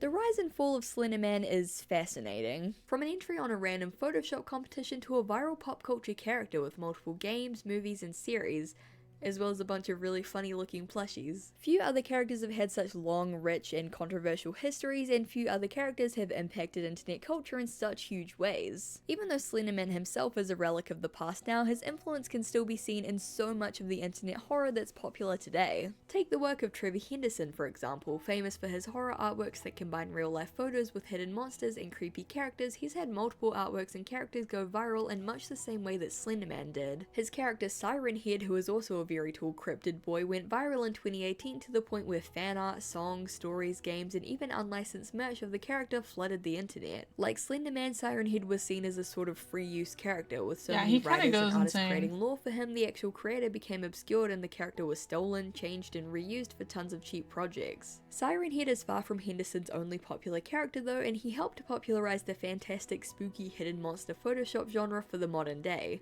A trend which you may have already guessed borrows heavily from early Slender Man and Something Awful's Photoshop Friday, among other things. Analog horror is another super popular horror genre these days, and again a lot of it borrows heavily from the Slender Man mythos, and especially Marble Hornets. Again, among other things, obviously not every single piece of horror media is gonna have a direct influence from Slender Man. Although to be fair, it seems like if it's not Slender Man, it's usually like Five Nights at Freddy's. But the character's contribution to the internet horror space is undeniable. Personally, while I think it's really unfortunate how it all ended, I think Slender Man always had to go to make way for the new generation of internet horror media. Slender Man was a relic of early creepypasta. He was there when the genre was forming. He influenced so many stories and characters. And he really between his creation in 2009 to that god-awful movie in 2018, that's nearly a decade of viral popularity. You gotta call the boys over and watch some porn. I get it. Horror is no different, and I think that we've left the golden age of I'll the be here when you get creepypasta back, and maybe, if I'm not asleep. Slender Man behind. But we've entered a new age of internet horror. ARGs, analog horror, found footage and photography, and even those terrible Five Nights at Freddy's style kids jump scare games are all part of the current horror climate. Hello, Lasagna. Hey, Dopey, how's it going? Popularity, It's the been a really long creation time. of a Have you random been? Something Awful user in a Photoshop competition will always be part of internet history, for better and for worse. Thank you guys so much for watching. I really appreciate it. I really hope that you enjoyed that video. I've been meaning to make a Slender Man video for the longest time, but you know, it's a big... Okay, y'all. It's been an hour and a half. First of all, I remember way back in the day when I felt like an hour and a half was like my regular stream times. I would usually call it after an hour and a half because that was about my limit. Which, you know, fast forward to today, I just feel so proud of myself in a lot of ways as a content creator. It's going great, man. Like almost 5 in here though. How are things going for you? I am tired. We're gonna find another video to watch and then we'll see how we feel after that one. But we might wrap it up after that.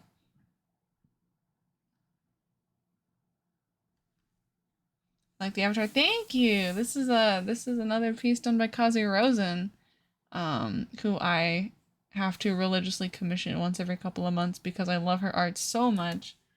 It makes me so happy. Autumn Paper goes so hard. Thank you. I worked very hard on this design. It's different from last year's autumn design, and I might just keep this one. Get some new art every fall. You know what? Let's watch more YouTube horror stuff. Turns you into a rock. Welcome back, Hitsu.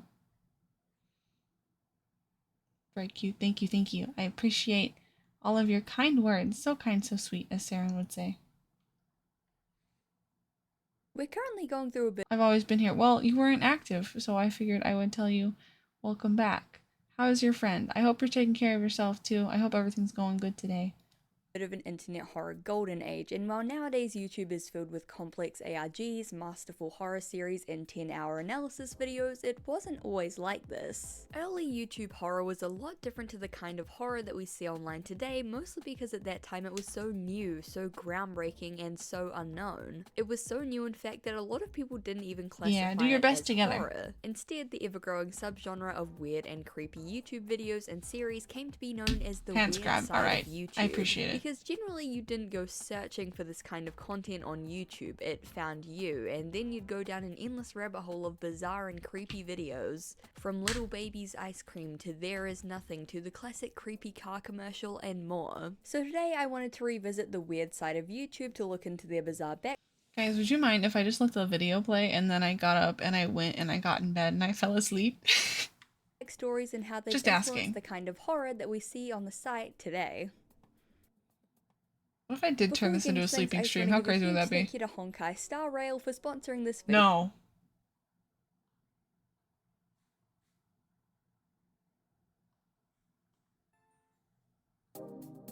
I would never, ever, ever expose you to Hoyoverse content without your express written signed consent. I want you to know that. Only if you turn on autoplay. Okay, alright, noted. YouTube was launched in 2005, and back then it was a very different place, namely because the internet itself was a very different place. Even though the internet had technically existed since the 80s, but more realistically for most people since the 90s, it still felt pretty new by the time that Y2K rolled around and didn't kill everybody. It was Nice a to meet period you. of I'm discovery and Natasha, an establishment for underworld the doctor. internet. Some of the Feeling biggest sick? websites in the world were launched during the 2000s. Some of the most iconic subcultures and groups were formed, and a lot of things that are Yeah, still see if you popular get, like, staples a on the internet today live were giraffe popularized during cam the 2000s, including at the internet 4 hour horror as mark. a genre. Early internet horror was far less prolific than it is today. Back in the 2000s and even 2010s to an extent, internet horror was far less the underworld common and doctor. therefore much scarier. You gotta remember that back then internet users didn't approach things with the same skepticism that we do today, often just taking ridiculous You're like, Rarity from MLP. What's that video? Oh god, wait. Hold on. Hold on. First of all, I would like an explanation. Secondly, I need to find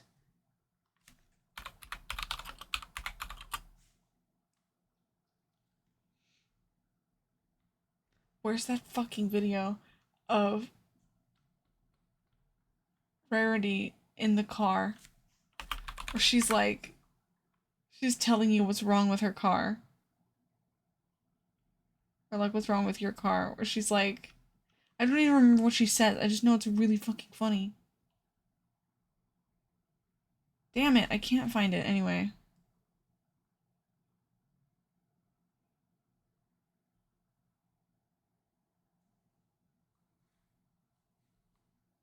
outlandish things at face value. Actually, we still do that today.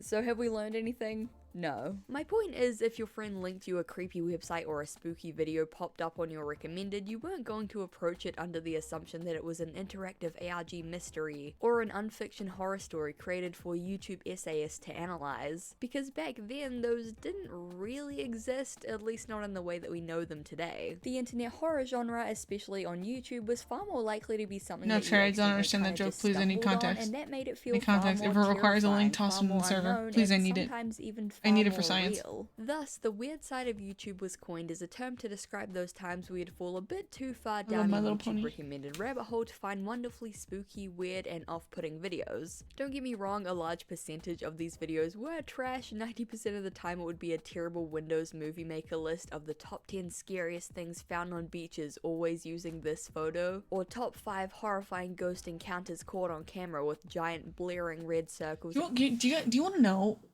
what line read from MLP lives in my head rent free? It is from the one of the Discord episodes. I think the first one. Where like all of the main six, I think except for Twilight, get turned into like the opposite of what their elements of friendship stand for. And Pinkie Pie in Pinkie Pie and Applejack get into a tiff, and she goes, "What are you laughing at?" And Applejack goes, and I swear to God, this lives in my head rent free. She goes, chocolate milk." And for just the way she says chocolate milk has never left my brain from the moment I heard her say it for the first time. Sometimes, completely unprompted, I'll be alone, and I'll be like, chocolate milk." It's not even that funny. It takes over my brain at random intervals. It's been years. You know, just in case you didn't see the huge photoshopped. You'll never believe what he's doing in the middle of a summer afternoon. Oh my god. Trash, there were I heard that song playing in like an adult-oriented store once. It was crazy. Internet horror space and paved the way for a lot of what we see today. Let's revisit these nostalgic pieces of internet history now, and obviously a trigger warning for spooky imagery in case that is something that disturbs you. Whenever I think of classic YouTube horror nostalgia, the very first thing I think of is Scary Car Commercial. My dad got me with this video. It was one of the most iconic early horror videos circulated. on YouTube, though calling it horror might be a little bit of a stretch. It damaged the thing about me. the Scary Car Commercial is you very rarely ever just stumbled onto it in the wild. Most of the time it was shown to you by friends, and that's how I personally encountered it as well. My friends were like, "Hey, watch this video and keep a really close eye on the car, like really focus in and just follow the car." And so, like the gullible fool that I was, I watched the car wind down this peaceful country road accompanied by relaxing music until... boom, jump scare. A generic zombie suddenly pops up accompanied by an extremely loud screaming noise, and for a lot of kids, including myself, this was their first ever internet jump scare. The video currently sits at 20 million views thanks in large part to how popular it became as a prank. God. Early YouTube was filled to the brim with shaky Nokia videos of people showing this video to their friends, family, teachers, and co-workers to capture their hashtag hilarious response as they screamed or punched their monitor or jumped out of I scare shit out. Oh. Totally scared my little brother Bryce with this ghostly car commercial. The screamer genre had gone to become extremely popular in the wake of Scary Car Commercial, with tons of other innocent looking videos intercut with sudden loud noises and jump scares popping up on YouTube. Pun intended. Obviously it was super awesome and funny, and everyone really enjoyed having to walk on eggshells whenever they logged onto the site, because like 46% of their recommended videos would secretly be annoyingly loud, startling jump scares. It was awesome. we loved it. But where did this infamous screamer spawn from exactly? Well, it was uploaded by a user called Kettlesticks in October of 2006, but Kettlesticks did not in fact make the video. It was originally a German TV advertisement, yes, this thing actually aired on TV for multiple years, for a coffee brand called K-Fee. In the YouTube version, the video ends with a heartbeat sound and text that reads, "Now go change your shorts and get back to work," but this was edited in by Kettlesticks. The original commercial version reads, "You've never been so wide awake," followed by the logo for K-Fee coffee, so essentially the ad was trying to mimic the sudden rush of adrenaline that you get from a lovely caffeinated K-Fee beverage. There's a whole expansive genre Can't relate. Caffeine does not work on me. Much to my detriment. Commercials and PSAs that we're going to talk about in a little bit, but this was one of the earliest examples of both a cursed commercial and a viral screamer video, which weirdly makes it a pretty important piece of historical media for the site that gives us a lot of context as to how these subgenres were forming in the early days. We can acknowledge that and the fact that the video was annoying as shit, you know. Two things can coexist at the same time. Also, fun fact, the location of the Scary Car Commercial road, which had long been a mystery, was finally discovered in January of 2023 by none other than Geo Rainbolt, because, you know, if anyone was gonna find it, it was definitely going to be him. Turns out the road is in California and looks drastically different now, unfortunately having lost all its lush greenery. Turns out the true jump scare was climate change. Californians, am I right? An extremely formative piece of horror media was that of username 666. The video, uploaded by user Nana825763 in February of 2008, shows someone, presumably Nana themselves, adding 666 to the end of the site's URL. California moment. Ew. At first nothing happens, but as they continue West to refresh Coaster the page, moment. it begins to devolve, becoming more pixelated and distorted, with stark black and red colors beginning to bleed onto the page. After a number of refreshes, a channel called 666 666 finally pops up. The page is disturbing, covered in fleshy red textures with thumbnails depicting twisted masses and shadowy figures. Videos begin playing depicting pulsating organisms, and the page becomes more and more glitchy and broken as the video goes on, with Nana eventually unable to even shut off the computer. This is actually what my This video, YouTube which channel looks currently like. sits at over 17 million views, was a phenomenon and genuinely convinced large swaths of people that it was real footage. User Actually believe this one 666 as a became kid. something of a modern Don't come day for me. virtual I Bloody believed Mary, I with believed kids in at username sleepovers around the 666. globe typing 666 into the URL and refreshing until they found the fated channel. I'm sure I don't need to tell you lovely logical people at home that obviously user When did you 666 last was update not the site? real, and it Don't was worry about actually it. just a really impressive piece of art, especially for its time. The original video was made for a Japanese video sharing Kinda site called outdated. Nico What are you Dojo, calling me or old? NND, God. and was originally called A Cursed Video in Nico Nico. It was made as part of /05, an online flash movie festival, and is noticeably different from the viral YouTube video. It's much longer, clocking in at 7 minutes instead of 4, contains a wider variety of visuals, and obviously is based around a Cursed Nico Nico page instead of a YouTube channel. Nana has come to be widely respected and acknowledged in the online horror space, not only for user 666, but for the wide variety of horror videos, images, and animations that he's posted to 2chan and his website during the early 2000s. He's currently working on a super cool haunted PS1 style game with an undecided title, and while information about the game is extremely vague, from the images that we've been shown so far, it looks extremely good. Basically, instead of being a real urban legend, username 666 ended up being something far cooler. One piece of art in a rich tapestry of 2000s internet horror art by this one incredibly talented and influential artist. Without his work, internet horror as we know it likely wouldn't be the same. In April of 2006, not long after YouTube itself had launched, a user called David Earl uploaded a video titled Dining Room, or There Is I don't know if I Nothing. ever saw The this video, one. which currently sits at over 9 million views, depicts a pale greyish woman with long red hair and a white dress sitting at a dining room table. She says something unintelligible to the camera. Hello, who before was that? falling What do you mean? headfirst into her bowl of soup as the camera zooms out and shows the interior of the dining room with flames dancing outside the window. The video then rewinds to the start and the woman once again speaks. There is nothing.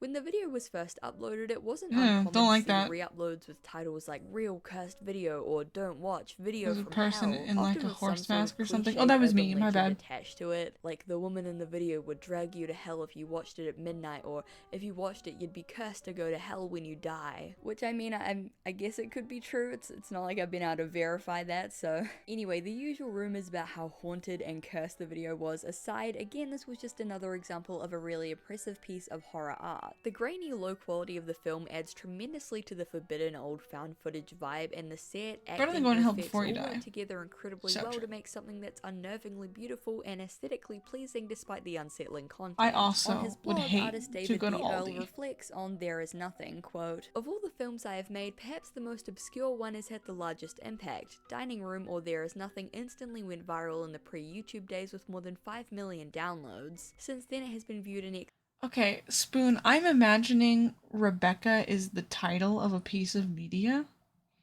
But it's a lot funnier to imagine that you just looked at this woman and was like, yeah, she looks like a Rebecca. Her vibes are decidedly Rebecca vibes. excess of 10 million times and usually appears in any top 10 lists of creepy or scary videos or films. It has been an enormously entertaining experience reading the many conspiracy theories written God, about it, average and to watch Rebecca it gain moment. popularity steadily over time, something of a rarity in YouTube films, I think. When looped, there is no actual beginning or end, and no real sense of where the beginning and end actually are. This piece was inspired by a personal paradoxical desire for empirical Why would proof you- that there is nothing on the other side of life. I wanted Why to would blur the you- distinction between the two states and to state the paradox by showing would you someone loop that this is coming video? back from life or death and denies its existence, thereby fulfilling the paradox. Oh, I remember this Speaking one. of videos that were taken out of context to spread outlandish urban legends, This one let's fucked talk me about up. I Feel Fantastic. Now, usually I like to think of myself as a bit of a skeptic when it comes to videos like this, but I can't even lie, I completely bought into all the ridiculous and outlandish rumors that surrounded this one when I was younger. Embarrassingly. I Feel Fantastic is a short 2.5 minute video of an android Again. standing in a house. Again, lights on, clearly dark outside, no covers for the windows. What is happening? Are people just okay with this? Why? Why? Singing the words "I feel fantastic" in a robotic voice. She's made to look like a human woman with short blonde hair and a sweater, and as she sings, the video is intercut with shots of her sitting down in a black outfit and No long meandering eyebrows. shots of a random field. While the original upload by YouTube user CreepyBlog in early 2009 has since been taken down due to a mysterious copyright strike, it allegedly reached over 24 million views before it was removed. Clearly it had an incredibly widespread impact on early YouTube, and I'm sure at this point you can imagine how crazy the hearsay and urban legends got. One of the most popular and convoluted theories, and the one that I personally brought into, was that the original uploader was a serial killer and these videos were cryptic hints towards his murders. The android was some sort of effigy to one of his victims dressed up in their clothes, old and the video? field featured in the Ooh. video was the location Send it in the server where he when you buried find the it, I wanna see. bodies. Another common and similarly outlandish theory was that this malevolent android had gone rogue and killed its creator, with very little evidence to support the theory other than the fact that OP had gone radio silent since the video's upload. I kinda misled you though, because the original poster was not actually CreepyBlog in 2009, but a man called Tom Bergeron, that no relation to the guy who hosts America's Funniest Home Videos.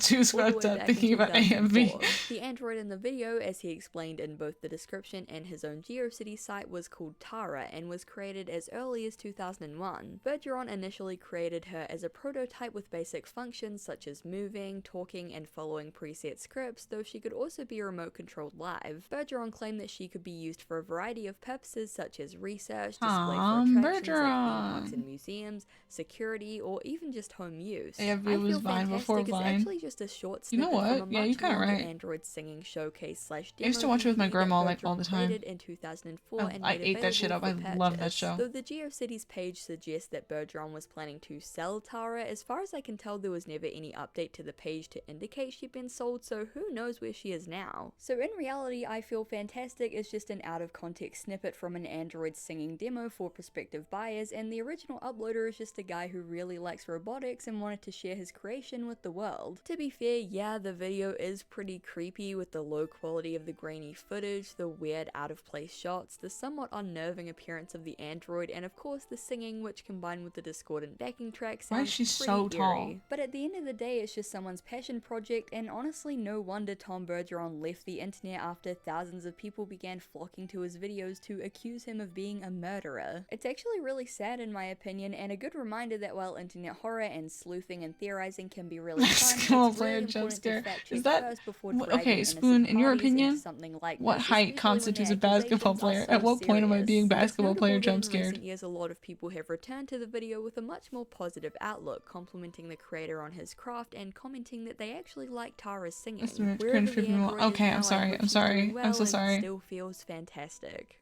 I take it back. I take it back. Please don't leave.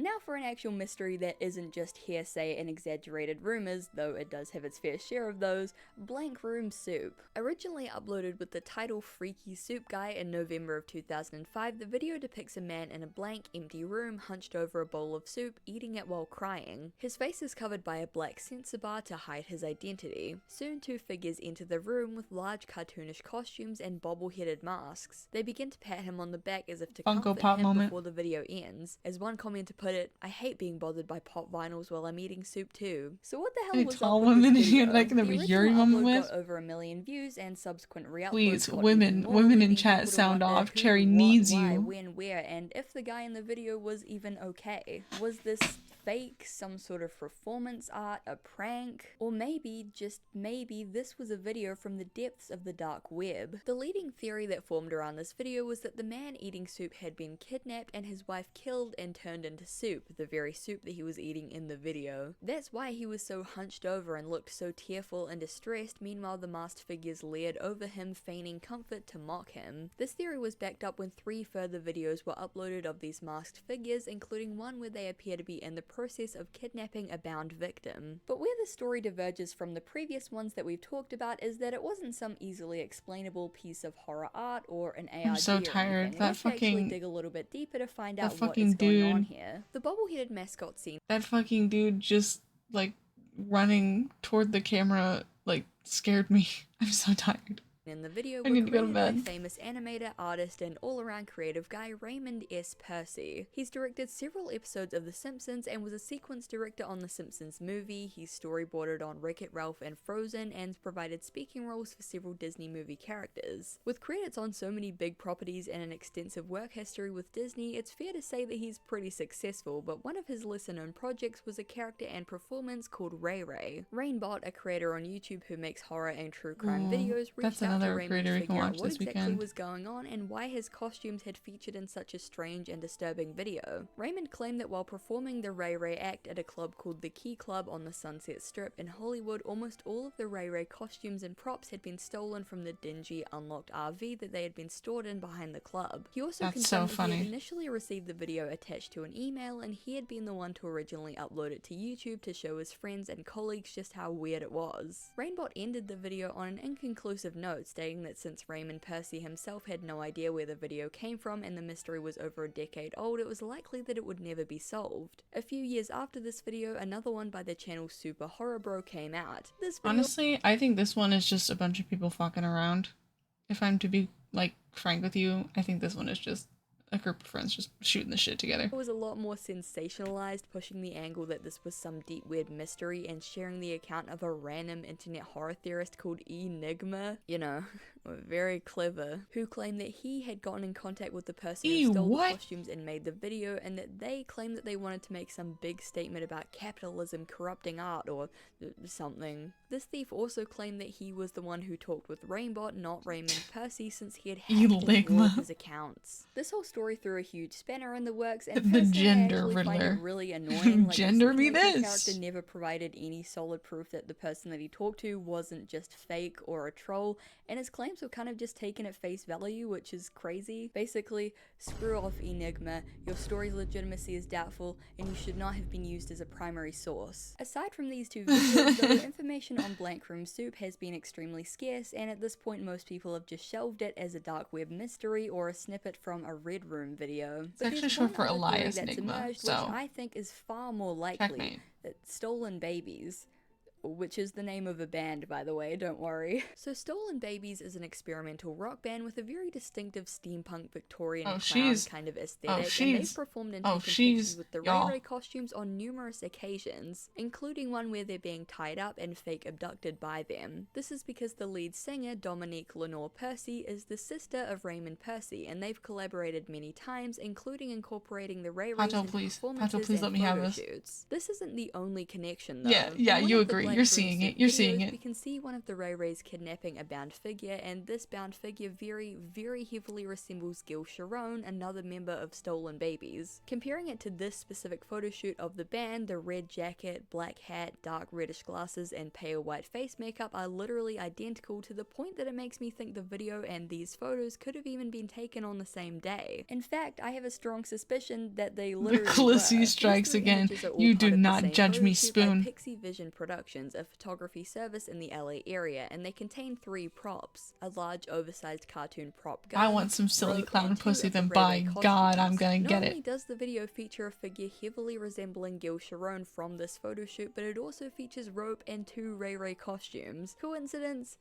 Pretty unlikely in my opinion. As for the original iconic Blank Room Soup video though, it's basically impossible to tell who the crying soup guy is. If it was a member of the band, they would have had to take off their makeup and elaborate outfit, which Gil Sharon did not do, making it slightly less likely but still possible. It also could have simply been a member of their crew or a friend. But even if Stolen Babies were behind the video, what was the motivation? Why would they make something like this? And the answer is, well, Stolen Babies are kinda weird. They're a pretty eccentric band, dressing up in extreme makeup and outfits and putting on very unique and sometimes odd performances. In my opinion, making a weird fake snuff film with cartoon characters as the abductors is absolutely within their wheelhouse, particularly because they have so many other examples of photo shoots with the Ray Rays where they imply violence or some other dark theme. If this is true, Raymond himself may have played a far more active role in this mystery than he's let on in the past. Not only is he related to a member of Stolen Babies, but he himself is no stranger to elaborate projects and performance art both online and in real life, as evidenced by the Ray Ray character itself as well as some of his other work. Ray Ray Some Santa, of let's Raymond's go. original uploads of the video on Ray sites Ray like Claus. Cafe and Daily Dailymotion have descriptions like, a clip of people who look like us doing something we would never do, promise. What's happening in this clip and why do these people look like us? This reads to me more like lighthearted joking or trolling or like an in-joke between friends rather than something genuinely serious. So does Blank we do a Soup little have trolling. a case closed 100% satisfactory, tied in a bow conclusion?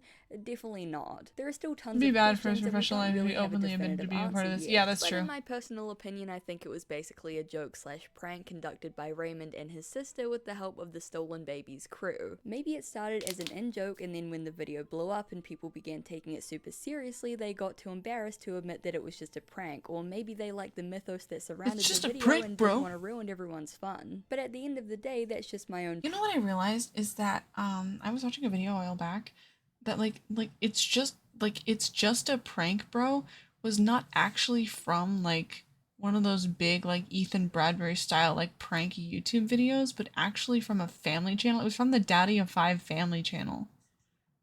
Where like he would just like this guy would just like scream that at his children after doing like some of those vindictive shit a parent could possibly do. I thought it was like one of those like dude bro like prank channels that started that, but no, it was just this random fucking dad who was just a really bad dad. Like I was flabbergasted when I heard that. Personal theory, and it's still 100% possible that Raymond and Stolen Babies had nothing to do with the video and it's an authentic internet mystery. I'm really curious to hear what you guys think though. Definitely let me know what your theories are in the comments and where you think this video came from. I'm so tired. For some reason, so one of the sleepy. biggest genres of content on 2010 YouTubers should be allowed to was be fathers. Oh, hard compilations agree. of quote-unquote cursed commercials. I mentioned that sort of bottom-of-the-barrel top 10 list format earlier, and these were very much that. Most of the time, they were like 10 or 15 commercials edited back-to-back in Windows Movie Maker with the title of the ad coming up in Comic Sans if you were lucky, and by gum, we ate it up. The definition of curse tended to be pretty loose in these videos since most of them were just vaguely creepy advertisements, actually most often PSAs. Public service announcements campaigning against things like drugs, drink driving, violence, etc. tend to be pretty grave and serious in She tone, said and a lot drink of the time driving. they'll use shock That's or funny. even scare tactics. Naturally, they're pretty creepy, you know, one minute you're an innocent kid Minor watching verbal Cat slip. Dog in the I morning, win. and the next minute some really serious shit is popping up on your screen, often using really unsettling or even grotesque imagery to scare you out of, like, smoking marijuana or something. But regardless of how creepy they are and how off guard they catch you while you're trying to watch Golden Girls reruns or something, they're not actually cursed. That I love is, drinking unless you're drinks. Oh my talking about god, the Cherry cursed Blossom Kleenex White Tea, you are commercial. so relatable. Released Did you in know that? 1986 and reposted to YouTube in May of 2006, the cursed Kleenex commercial was one of the earliest examples of a viral cursed commercial and very likely introduced many internet denizens to the concept for the first time. The video depicts a woman dressed all in white interacting with a baby dressed up as a Japanese ogre. The woman takes a Kleenex from the box, letting it fly away as the Kleenex logo pops up and the ad ends. Throughout the entire video, this haunting melody plays, a woman's voice singing out in a somber tone with no backing instrumentals or music, just her own melancholy voice. It's not exactly the scariest commercial ever, you know, it's not exactly It is the kind of thing unnerving, that I though. would imagine would have Kleenex boxes I'm just a little flying bit off the quirky as shelves, all. but it's Wow, not the my most god, little horrific thing quirked I've up ever this seen. one. But no, not only was this commercial super scary and terrifying, it was also haunted, #real, #not clickbait. People claim that the song was actually a German curse, which translated to die, die, everyone is cursed and will be killed. People also claim that anyone who watched the full commercial would die, and a video posted in 2013 by YouTuber Shrouded Hand depicting the video becoming distorted at midnight fueled these rumors even further. Even after the commercial was pulled due to complaints, the legend persisted, claiming that the woman and the baby had died or that the entire cast and crew had befallen some horrible fate. Like Quirk many the urban whited legends girl on go the to with the internet, though, it sauce. sounds super scary and serious on the surface level, She's but once busting you dig it a little down bit Yuri deeper, it's a moment pretty style. easily debunked myth. Is she The gonna with the reason that I couldn't sauce? play you that She creepy just Kleenex might baby be. music is because it's copyrighted by a company called Cherry Red Records who actually own the song. It's called It's a Fine Day and was written by the poet Edward Barton and performed by his girlfriend Jane Lancaster. It was meant to be performed as a sort of spoken word poem song thing, thus the lack of instrumentals or backing tracks and the mysterious haunting performance. I honestly have no idea where the German curse rumor came from since the song is clearly sung in English with English lyrics, so the whole it translates to everyone is cursed thing doesn't really track since you can't translate English into more English.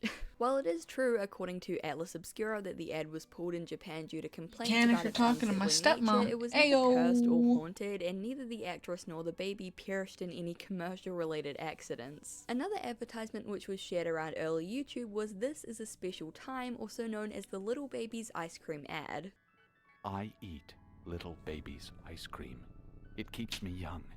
It keeps me light on my feet. I spring from activity I fucking to hate this activity. commercial. I love my job. I love my life.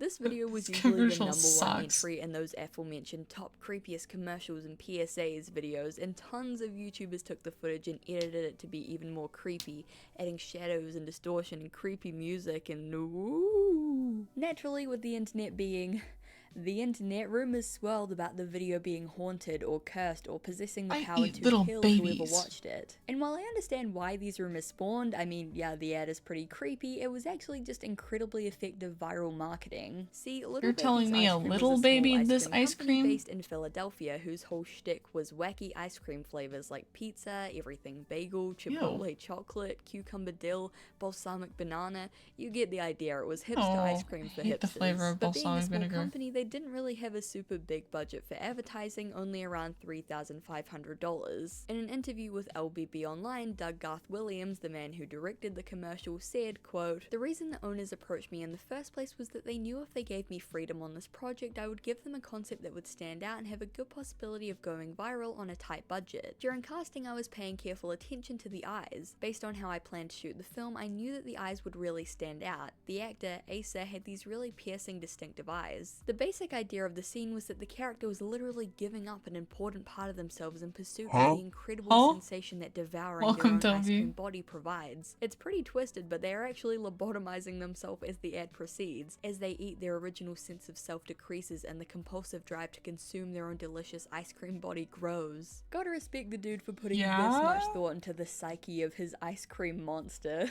The company never expected for the video to take off as much as it did, but obviously it did, currently sitting at over 19 million Hold on, I'm gonna views. Google it. Are they just still goes in to show business? that while creepy advertisements were and honestly still are a pretty popular genre of internet horror, often Artists the scare stories me. behind Yeah, them dude, turn out fuck to be far more artists. interesting than the videos themselves. And it also goes to show that if someone on the internet tells you that a video is cursed, it's definitely not cursed.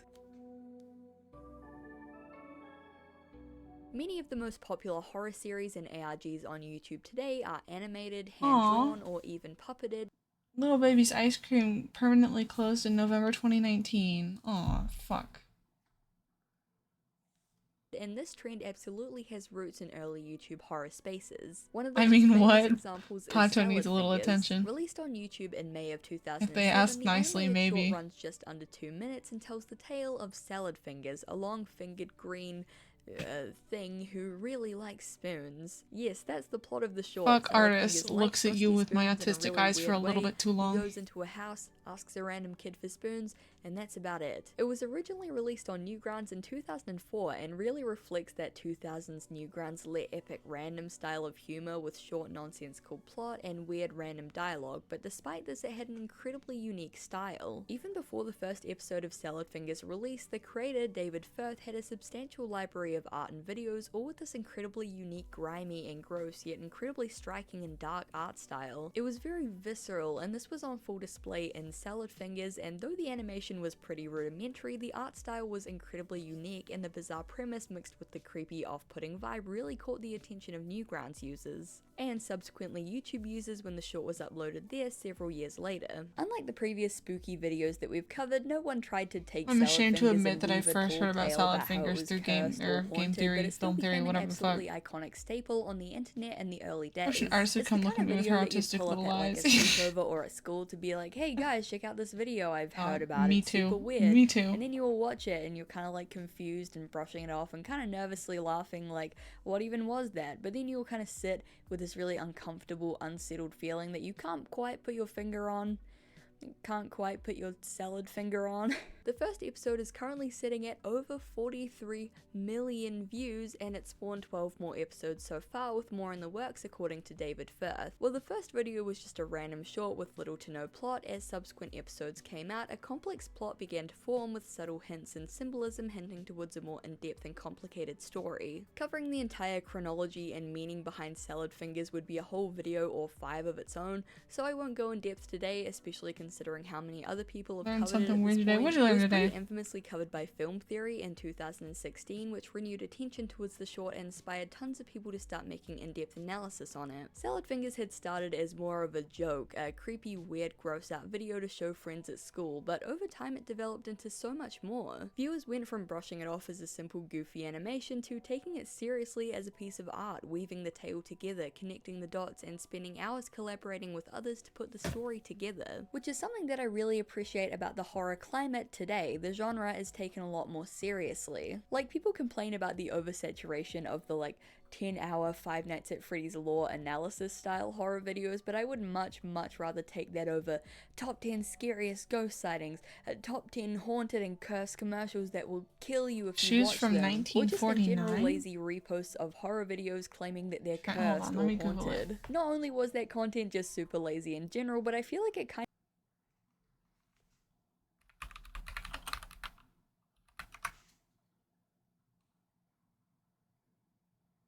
These have been trending for a couple years. Or do you mean people are buying the ones from the 40s and wearing them around? Because this kind of stylish shoe it's been around for a little bit.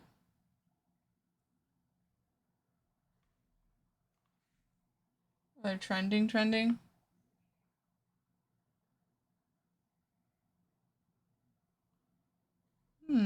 kind of undermine the artist. Sorry, I'm not a shoe horror person. I videos don't quite have to be understand. haunted or cursed or real to make That's crazy. It looks like every other Adidas shoe.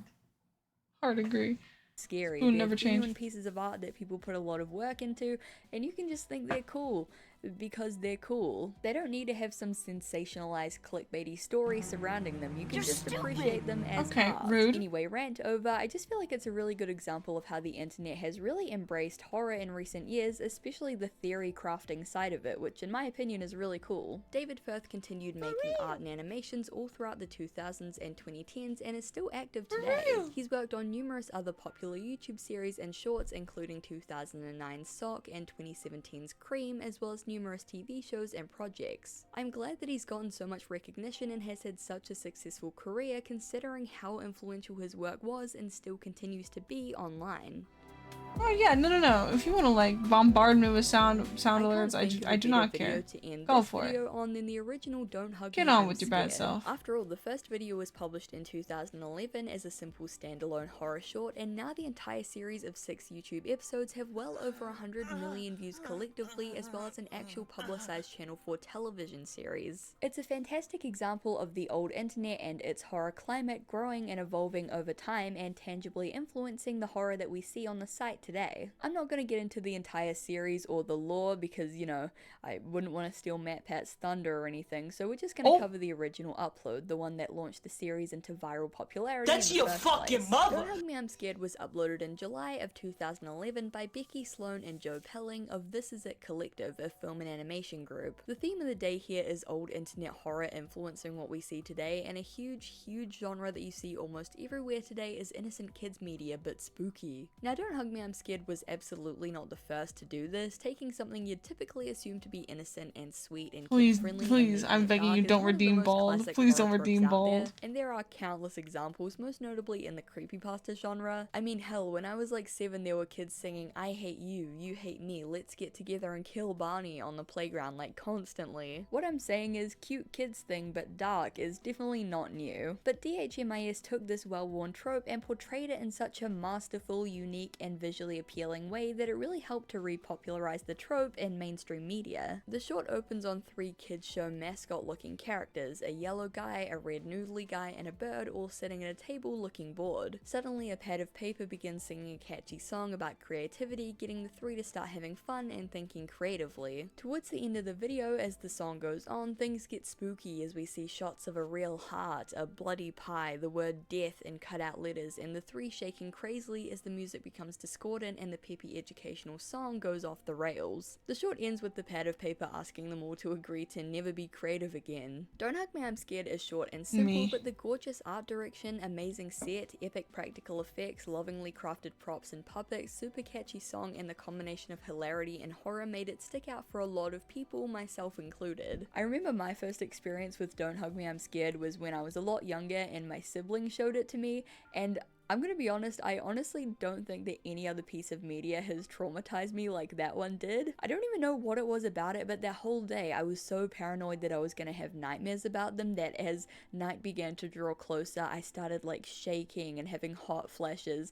I was terrified. Oh my Obviously God. nowadays I can appreciate the sheer artistry of the entire series. It's incredibly impressive, as well as the inherent humor of it, which I think really flew over my head as a kid. But back then I was not having a good time, and I'm sure that I'm not the only kid who was kind of scarred from watching it. This is another example of a short that absolutely deserved the hype that it got, and I'm so pleased that not only did it become a huge phenomenon on YouTube, but Becky Someday. Sloan and Joe Pelling now have a Don't Actually, Hug if Me you I'm Scared redeem Ball, television I'll drone series strike airing your on house. Channel 4, which you should absolutely watch. It's a joke, genuinely it's good and joking, really I'm funny, joking. and I hope it gets like a bajillion more seasons because I want there to be more creative and unique shows like Even this out better. there.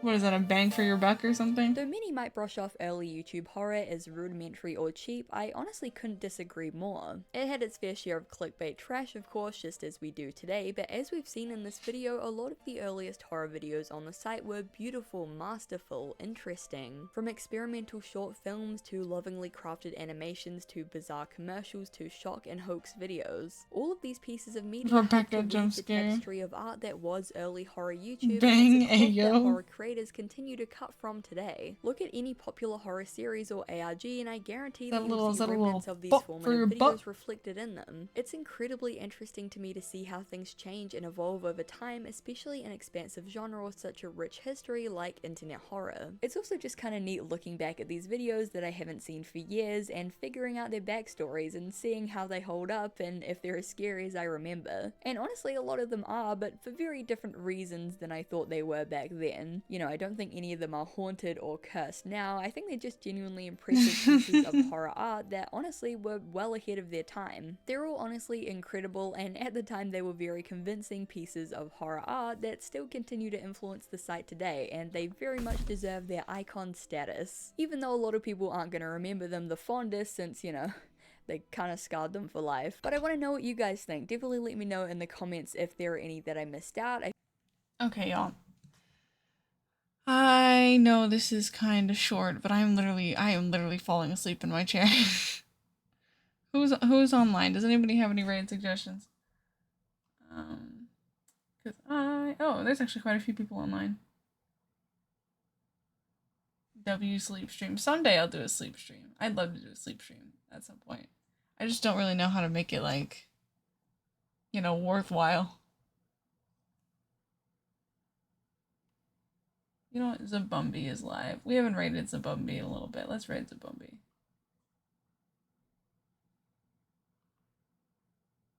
Okay, alright.